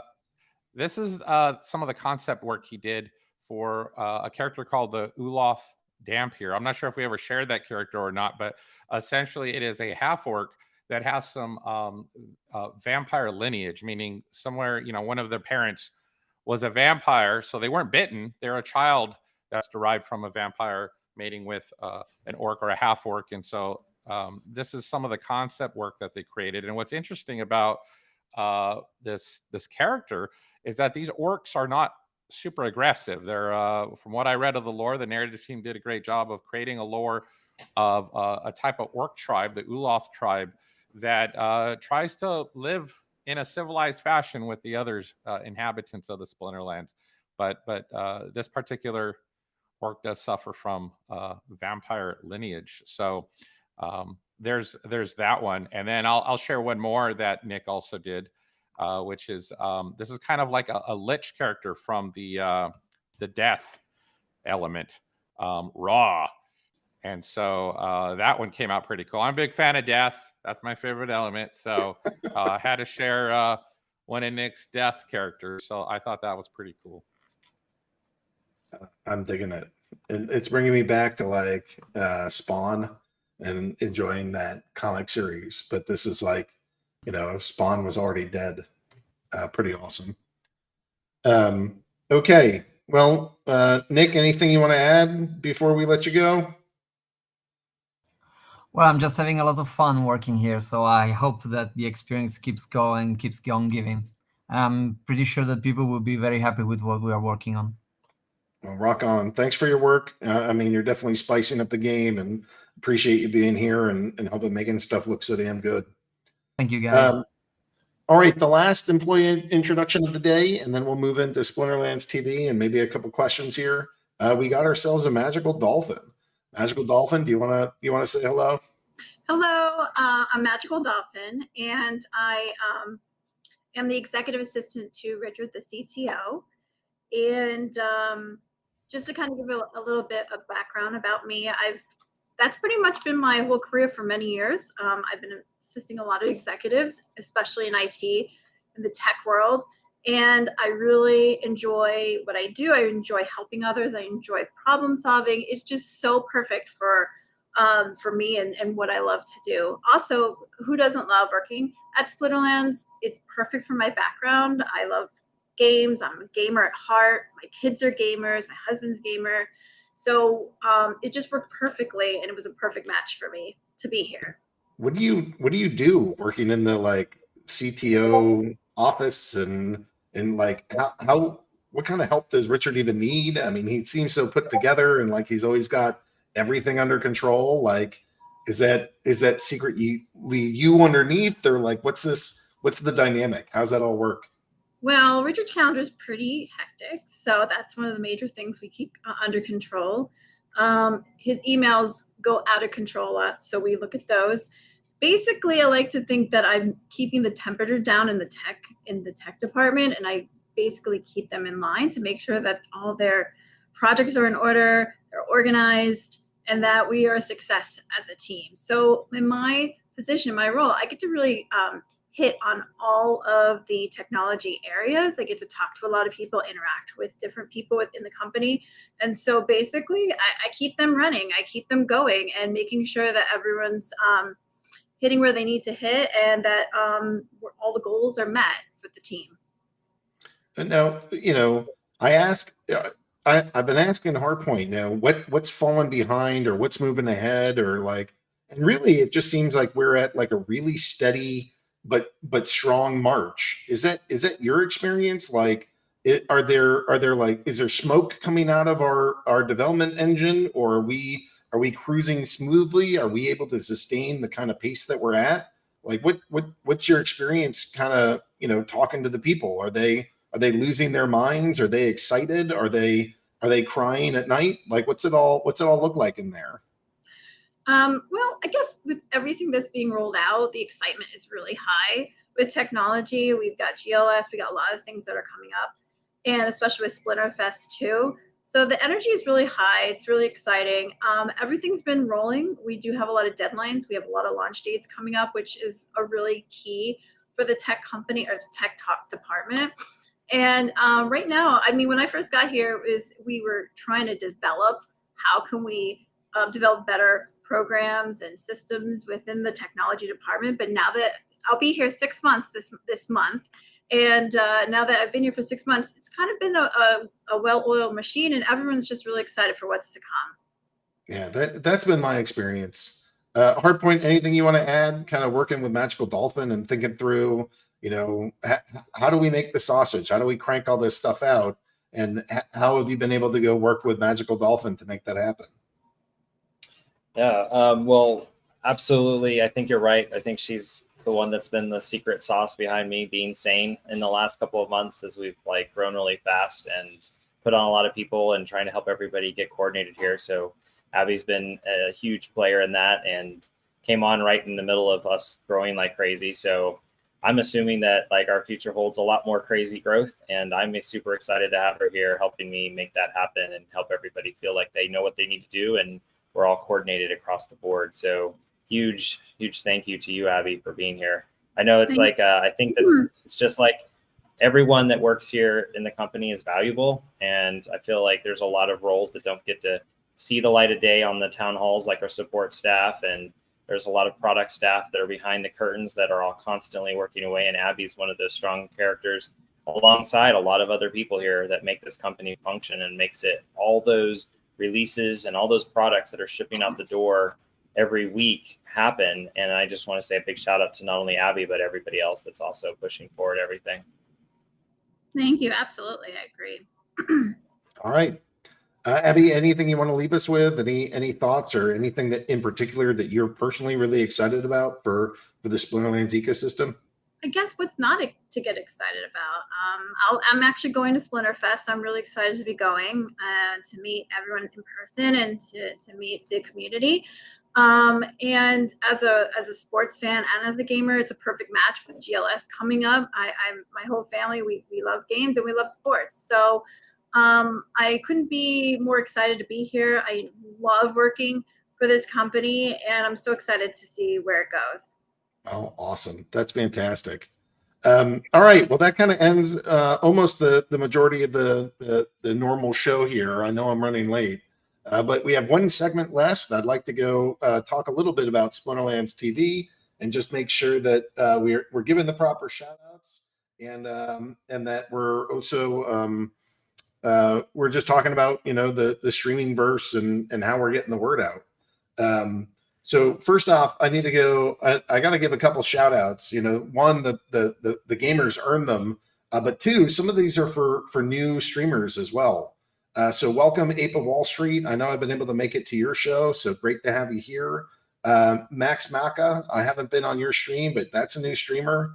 And then Kira has started their stream as well. So happy to have those three begin to stream, and also Techie004. 4 different streamers. That's huge. And then for the your shout outs, these are the guys that are earning channel points and they just want to hear their name on the main stage here. So Bob Carj, Lord, Crypto Prime 07, I think it's Jabe Saints, Sean Michael, GT, and Jamiro Man or Humiro Man, depending on if you pronounce the J. That's it. I mean, you guys are like the hardcores this week, really putting in the time, watching the shows, and excited to have you guys here. Ron, what have I missed? I will never. That will never get old. Listening to you struggle through reading the names. It's like he's got ASD, FGHK, and then it's Kira at the end. So it's like Kira. I guess I just went with Kira. But yeah, Jamiro Man, that could also be Hispanic, at which it would be Hamiro Man. So, I have no idea. These things, you people are crazy with whatever names you're picking. At least Ape of Wall Street is completely legible and readable. I'm going to start donating channel points to the people with the craziest names. Thanks, Ron.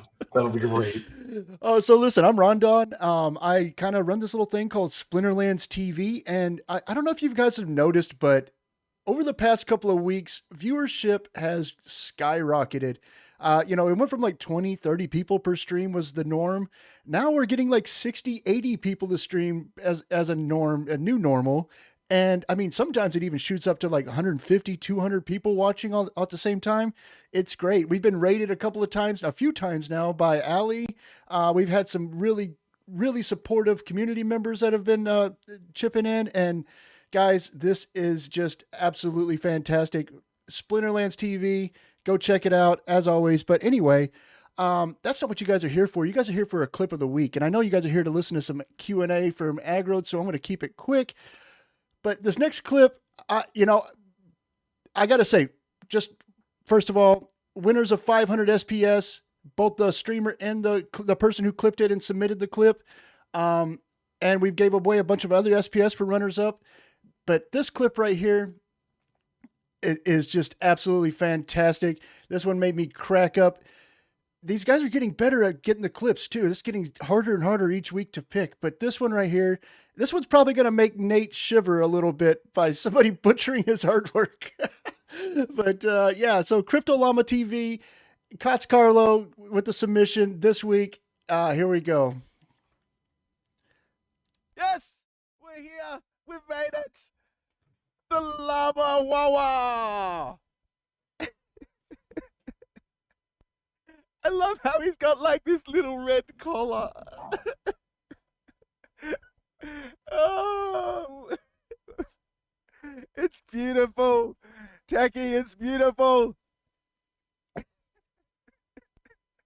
Llama Wawa.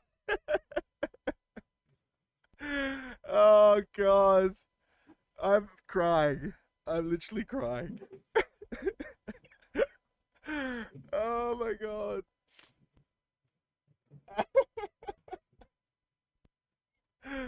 I don't know what to do anymore. I don't know what to do with life anymore. It's suffice to say my life is now complete. Yeah, hilarious. I saw that clip. I was like, I like doing all these like weird combinations of animals, and I did not think Chihuahua and Llama if I were being, or Lama if I were Chatter. I was not thinking that way, but that's definitely hilarious. And so for a streamer named Crypto Llama to get sort of his Crypto Llama Chihuahua, that's amazing. That's great. Absolutely. And yeah, no, someone just mentioned in chat that's a Runi if I ever saw one. What are the chances that's a Runi? Yeah, I don't think anybody other than those two people involved in that have never thought of a Llama Chihuahua mix. But there you go. So how are we doing on streaming? Are we up to 24 hours of streams? Like when do we get like full week coverage? You know what? I got to say, I expect that by the end of this month, if not 100%, probably like 98, 99%, because we're up at about 95% right now. We had a couple of people that had to, handle real life work stuff. So they had to end up leaving. We got another streamer back that had real life work stuff, but then stuff worked out. So, it's kind of this ebb and flow of, okay, we're getting really close, and then we take a step back, and then we take 2 steps forward, and we take a step back, but we just keep constantly grinding up. It was like 92% last week. I think we're at 95%. We've got a bunch of people are waiting with the with applications. Guys, I'm going to be getting to you this week. We just had some schedule problems. We had some just some people moving around and stuff like that. So I needed everything to be settled before I have people commit to new time slots. But we're going to be getting to that this week. Also, speaking of this week, Baby Omega, he is on the streamer spotlight. He'll be giving away packs on his stream this Wednesday. And Metron actually did that this morning. So, yeah, we got to work on the timing with that. Anyway, so make sure you guys check out splinterlands.tv/schedule on this Wednesday for Baby Omega, and you can go check out his stream and the streamer spotlight. But that's all we have for Splinterlands TV this week. I'm sure we're going to have some exciting news next week, though. All right, rock on. So that brings us to the question part of the show. So I definitely left less time for myself than I had intended. We really only have 20 minutes. So I think some of the AMA style questions, which are just the free for all stuff, might have to be punted till next week when we're a little bit, though not much slower. But we'll see what we can get through here. And again, you guys always have the option of, even if we don't get to your question, you can just leave it in the town hall chat, and we'll do our best to answer them as we go. So these are from the Splinterlands Town Hall pre-sorted questions. We don't actually remove them. We just kind of group them together. So there's a couple Rift Watchers ones here. Will there be a period where Rift Watcher pre-sale buyers will get the new cards before people in the general sale? No, those things will happen in the same day. Will Rift Watcher bonus packs count towards total packs purchased and qualify for guaranteed packs and title calculations? Matt posted a notice about that today in official announcements that yes, across the board, we're going to be counting the bonus packs for Rift Watchers, and I think also Tower Defense. All of that will count towards your total count, which you need for the various bonuses. Will Rift Watchers packs count towards MAV status? Nope, those are going to stick with the main packs. You need Rift Watchers packs if you want to get MAV status. All right, gameplay rewards. Is anything being done in regards to removing ECR? I want to invest more time in the game, but I feel like I have to constantly take time off while ECR regenerates. Matt, you've had some thoughts around ECR. Anything on the short-term horizon? I mean, definitely not on the short-term horizon. It's just, it's just one of the things we always need to have in a game like this, right? When the rewards are real, you need to have limits on them. Okay. You made a change that made merit rewards and chess more consistent and less reliable on large jackpot rewards. Is there any chance this change could be applied to SBS chess rewards as well? Are we gonna smooth them out, or are we keeping sort of jackpot rewards? I hadn't heard that, but sounds like it could be a proposal if enough people are interested. Yeah, I mean, that's the kind of stuff that Matt and I don't want to personally just say this is how it's going to be in the future. That's the kind of stuff that we want to punt towards what the community thinks it ought to be. Given you can get to Diamond and Wild with just Chaos Legion, it seems Alpha Beta cards are dropping as much as 90% in value. Will there be plans to give more value to older cards around the corner, or should we expect the same to keep happening with the release of newer card editions? Land and tower defense and all the other new things. That's like one of the main things with land was a mechanism for giving additional value to old cards. I mean, basically lets the old cards mint the new cards, so sort of like a card recycling type of thing without using up the old cards, which I thought was pretty cool. But, it will happen. So as most of these things, it just takes patience. Okay, yeah. I mean, maybe you could look at that as a buying opportunity, though that's not financial advice. All right. Modern Diamond Champion League is deserted and hard to find a match early in the season, so players avoid playing in Modern. It's easier to gain ratings and reward shares in the Wild format, creating a cycle where even more people avoid Modern format, so it's harder to find a match. Do you think the new governance proposal change will help this? Yeah, 100%. I mean, because there'll be a specific reward pool for each league, in Modern. So I think, and it'll be kind of like smoothed out also, so that there won't be as much weird fluctuations, especially at the start of a season. So, the players who do decide to play in Modern, especially at the beginning of the season, will just be able to take a larger share of rewards. So I feel like that should just automatically even itself out. Yeah, and I hope that helps with the sort of renting and stuff too. That stuff is coming soon. That's going to be here on not tomorrow, but a week from tomorrow is when we're hoping to get Prop 34 through. So not just the proposal, but the actual changes that we're coding. So you might be thinking about how do you start earning higher level chests now, so that you can get into the when that Prop 34 goes. You don't want to be trying to capture just then your champion level chests. You want to get in front of it. All right, and then we only have 2 more questions left, so maybe I can do just a tiny bit of Q&A. Or the AMA, whatever questions you guys have. How is progress on the non-card market and Guild Brawls SPS rewards? is the official fee for the non-card market also 5%. So Guild Brawls, we're at like 95%. We hope to have that by September or October. Where are we on kind of non-card market stuff? What's the current thinking on that? Still Q4 right now, targeted. And yeah, 5% fee still. It'll have the same fee structure as the rest of the markets. And then is this a small project or big project? Like, why is that punted in Q4? Or why is that not just here tomorrow? Is that what about that makes it a challenge? Tech modernization is a dependency for non-card market. So we've been getting those pieces are starting to roll out starting tomorrow. So as those pieces roll out, we'll get more in play, and then we'll be able to roll the non-card market out. Yeah, dependencies. And that to me is if I need to like just talk about why is everything get delayed, it's always dependencies. Dependencies we didn't think about or we couldn't figure out when we started talking or launching or getting our early predictions in. It's always like, well, if we want to do this and we want it to scale and we want it to work, you have to have this in place first. And so it's nice that we're getting into these things that are, a prereq for land is that non-card market. And a prereq for the non-card market is the tech modernization. So we have kind of having dependencies. So, as we crank through this, it feels like we're getting closer and closer.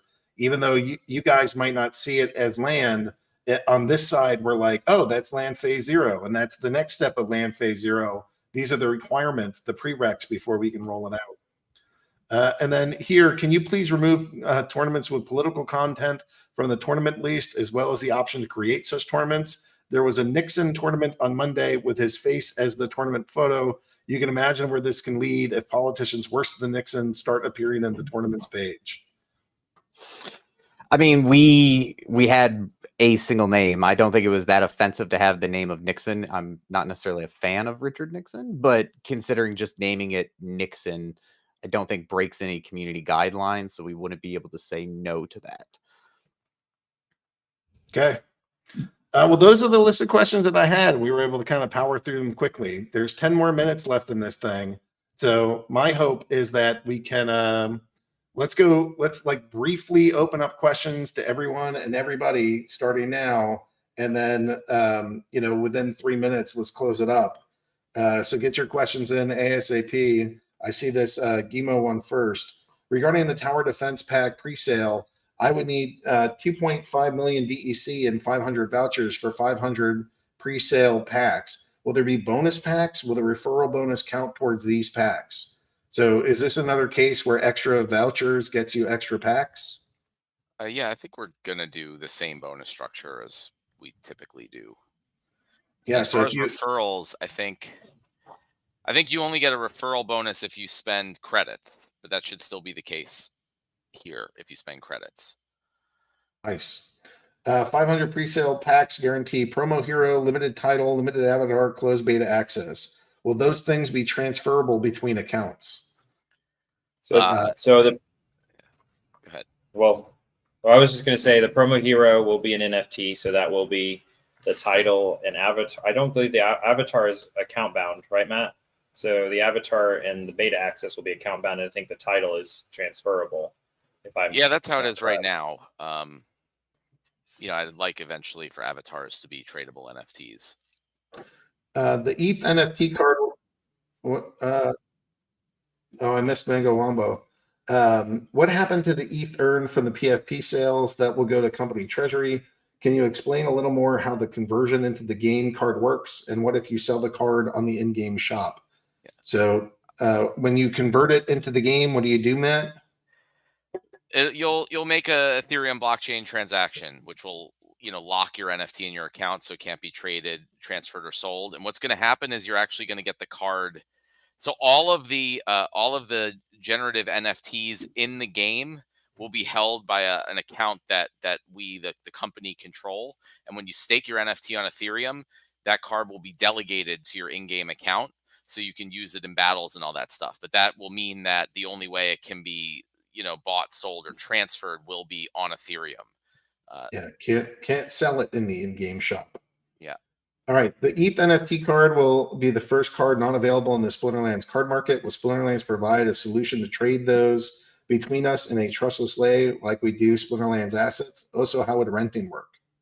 Well, the way to buy and sell the cards in a trustless way is OpenSea or other Ethereum based markets. And then, so there won't be renting for that card, at least, initially. That's something we can see if we can figure out in the future. But there could be, I mean, it won't be like through our system, but you could, if you buy one of the NFTs and you have it in your Ethereum wallet and someone else wants to use it, you can make your own agreement with them and you can stake it to their account in the game. So you can stake it. It would still be in your Ethereum wallet, but it would just, you'll specify the account name in the game that the card should be delegated to. So you can make your own, rental contracts that way. Some of us don't have experience with Ethereum. The main reason for that is that we don't like to pay $40 in fees, which amounts to 10 Chaos Legion packs and fees. Can you guys do it in such a way that we minimize the fees? No one likes fees. Well, to Matt's point earlier, this isn't something where like every time that you want to do something in Splinterlands, you're going to have to pay a fee. You basically just you pay the fee once to mint it, and do you pay a fee to stake it? Yeah, it'll be a transaction in the Ethereum blockchain.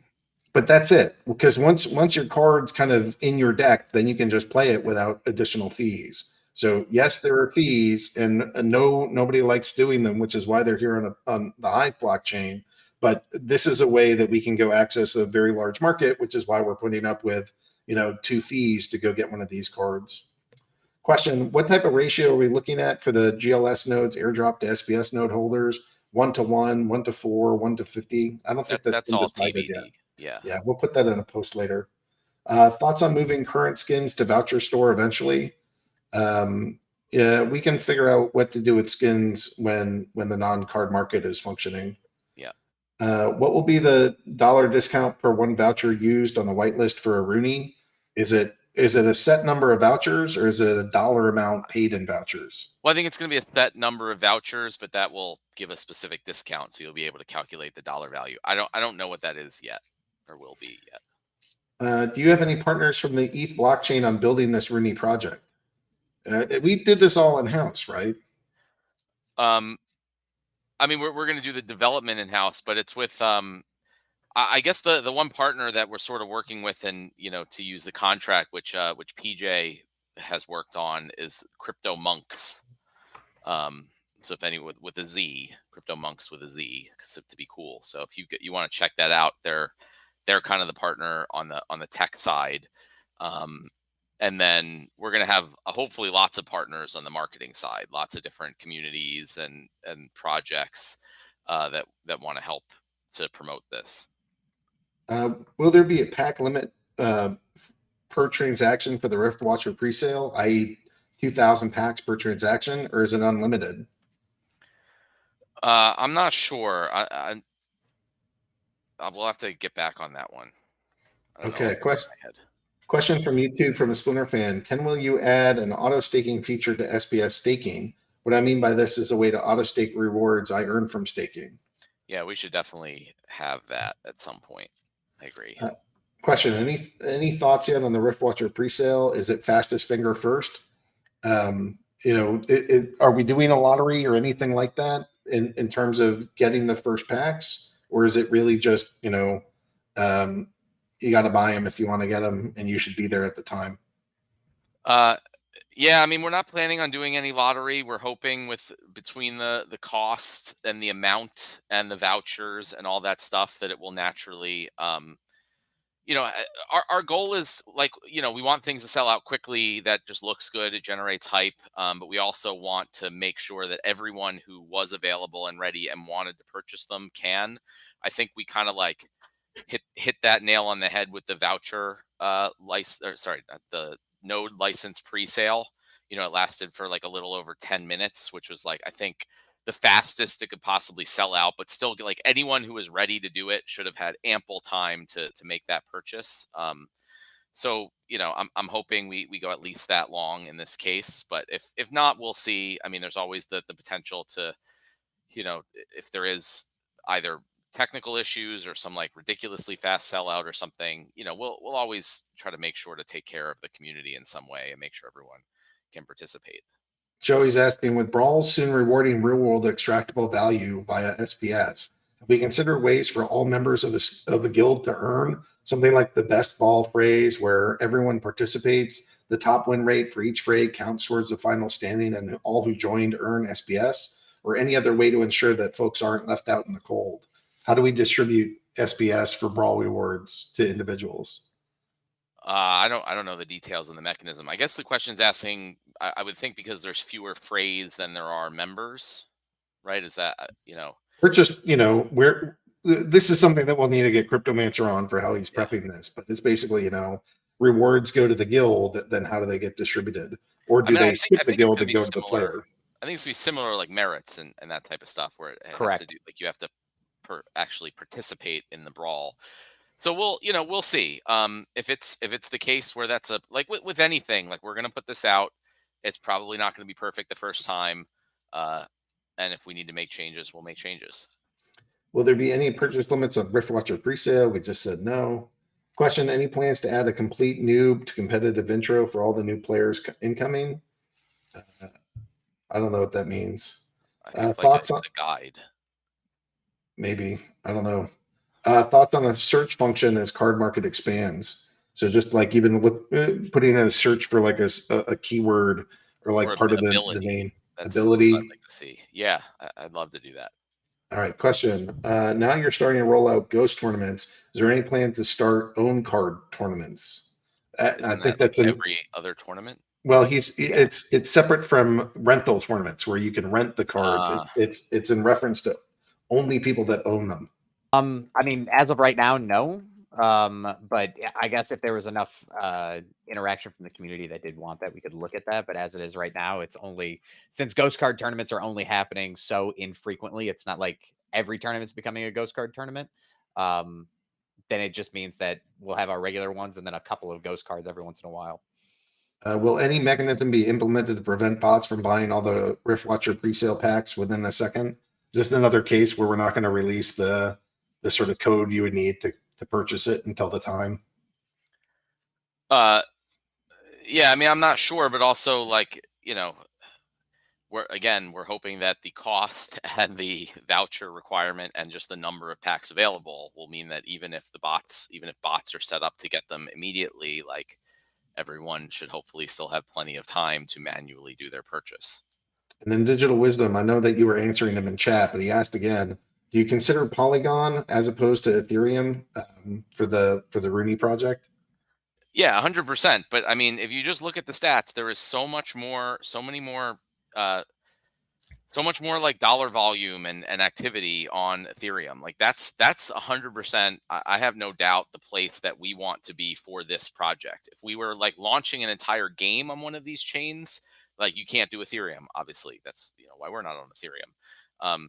But here, our goal is to go after like the biggest and most, the most money, the most people, like where like we don't want to be associated with the lower value things on Polygon. We want to be associated with the punks and the apes and all the big things. That's what we want this to be part of. We want this to be the next big generative NFT project with huge floor prices and all that stuff. And I'm fully convinced that Ethereum is the place to be. But like with anything else, if that turns out to be wrong, this is not going to be the last time we do something like this.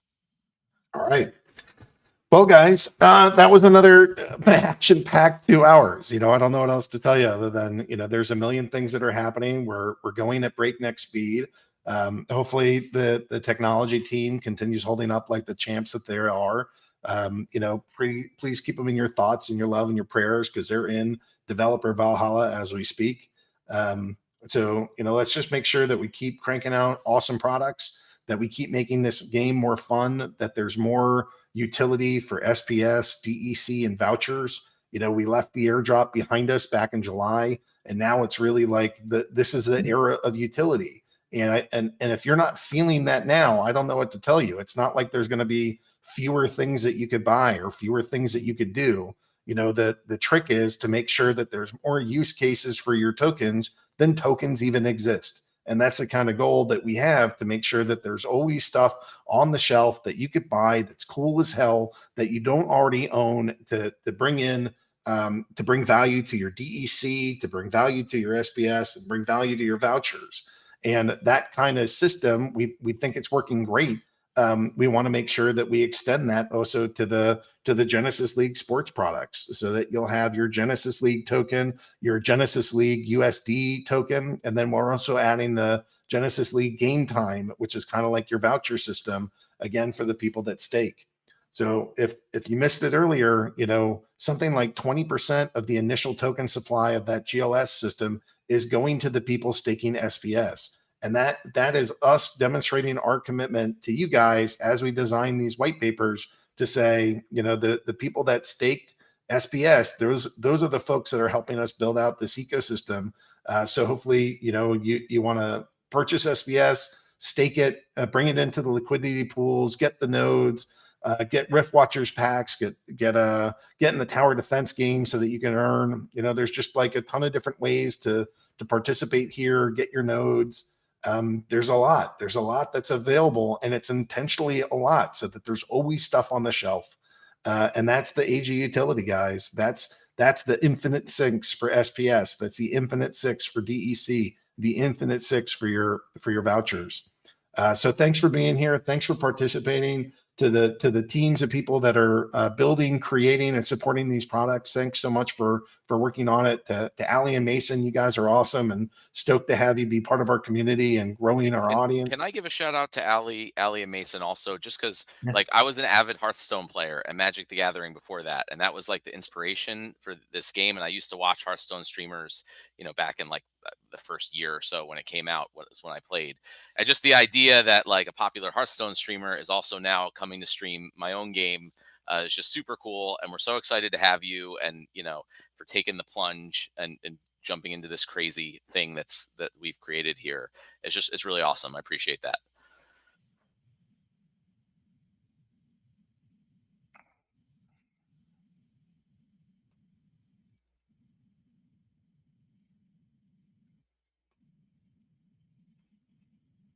Yeah, that's great. Well, you heard it. You heard it from our partners. You heard it from Matt. You heard it from the team. You've seen it in chat.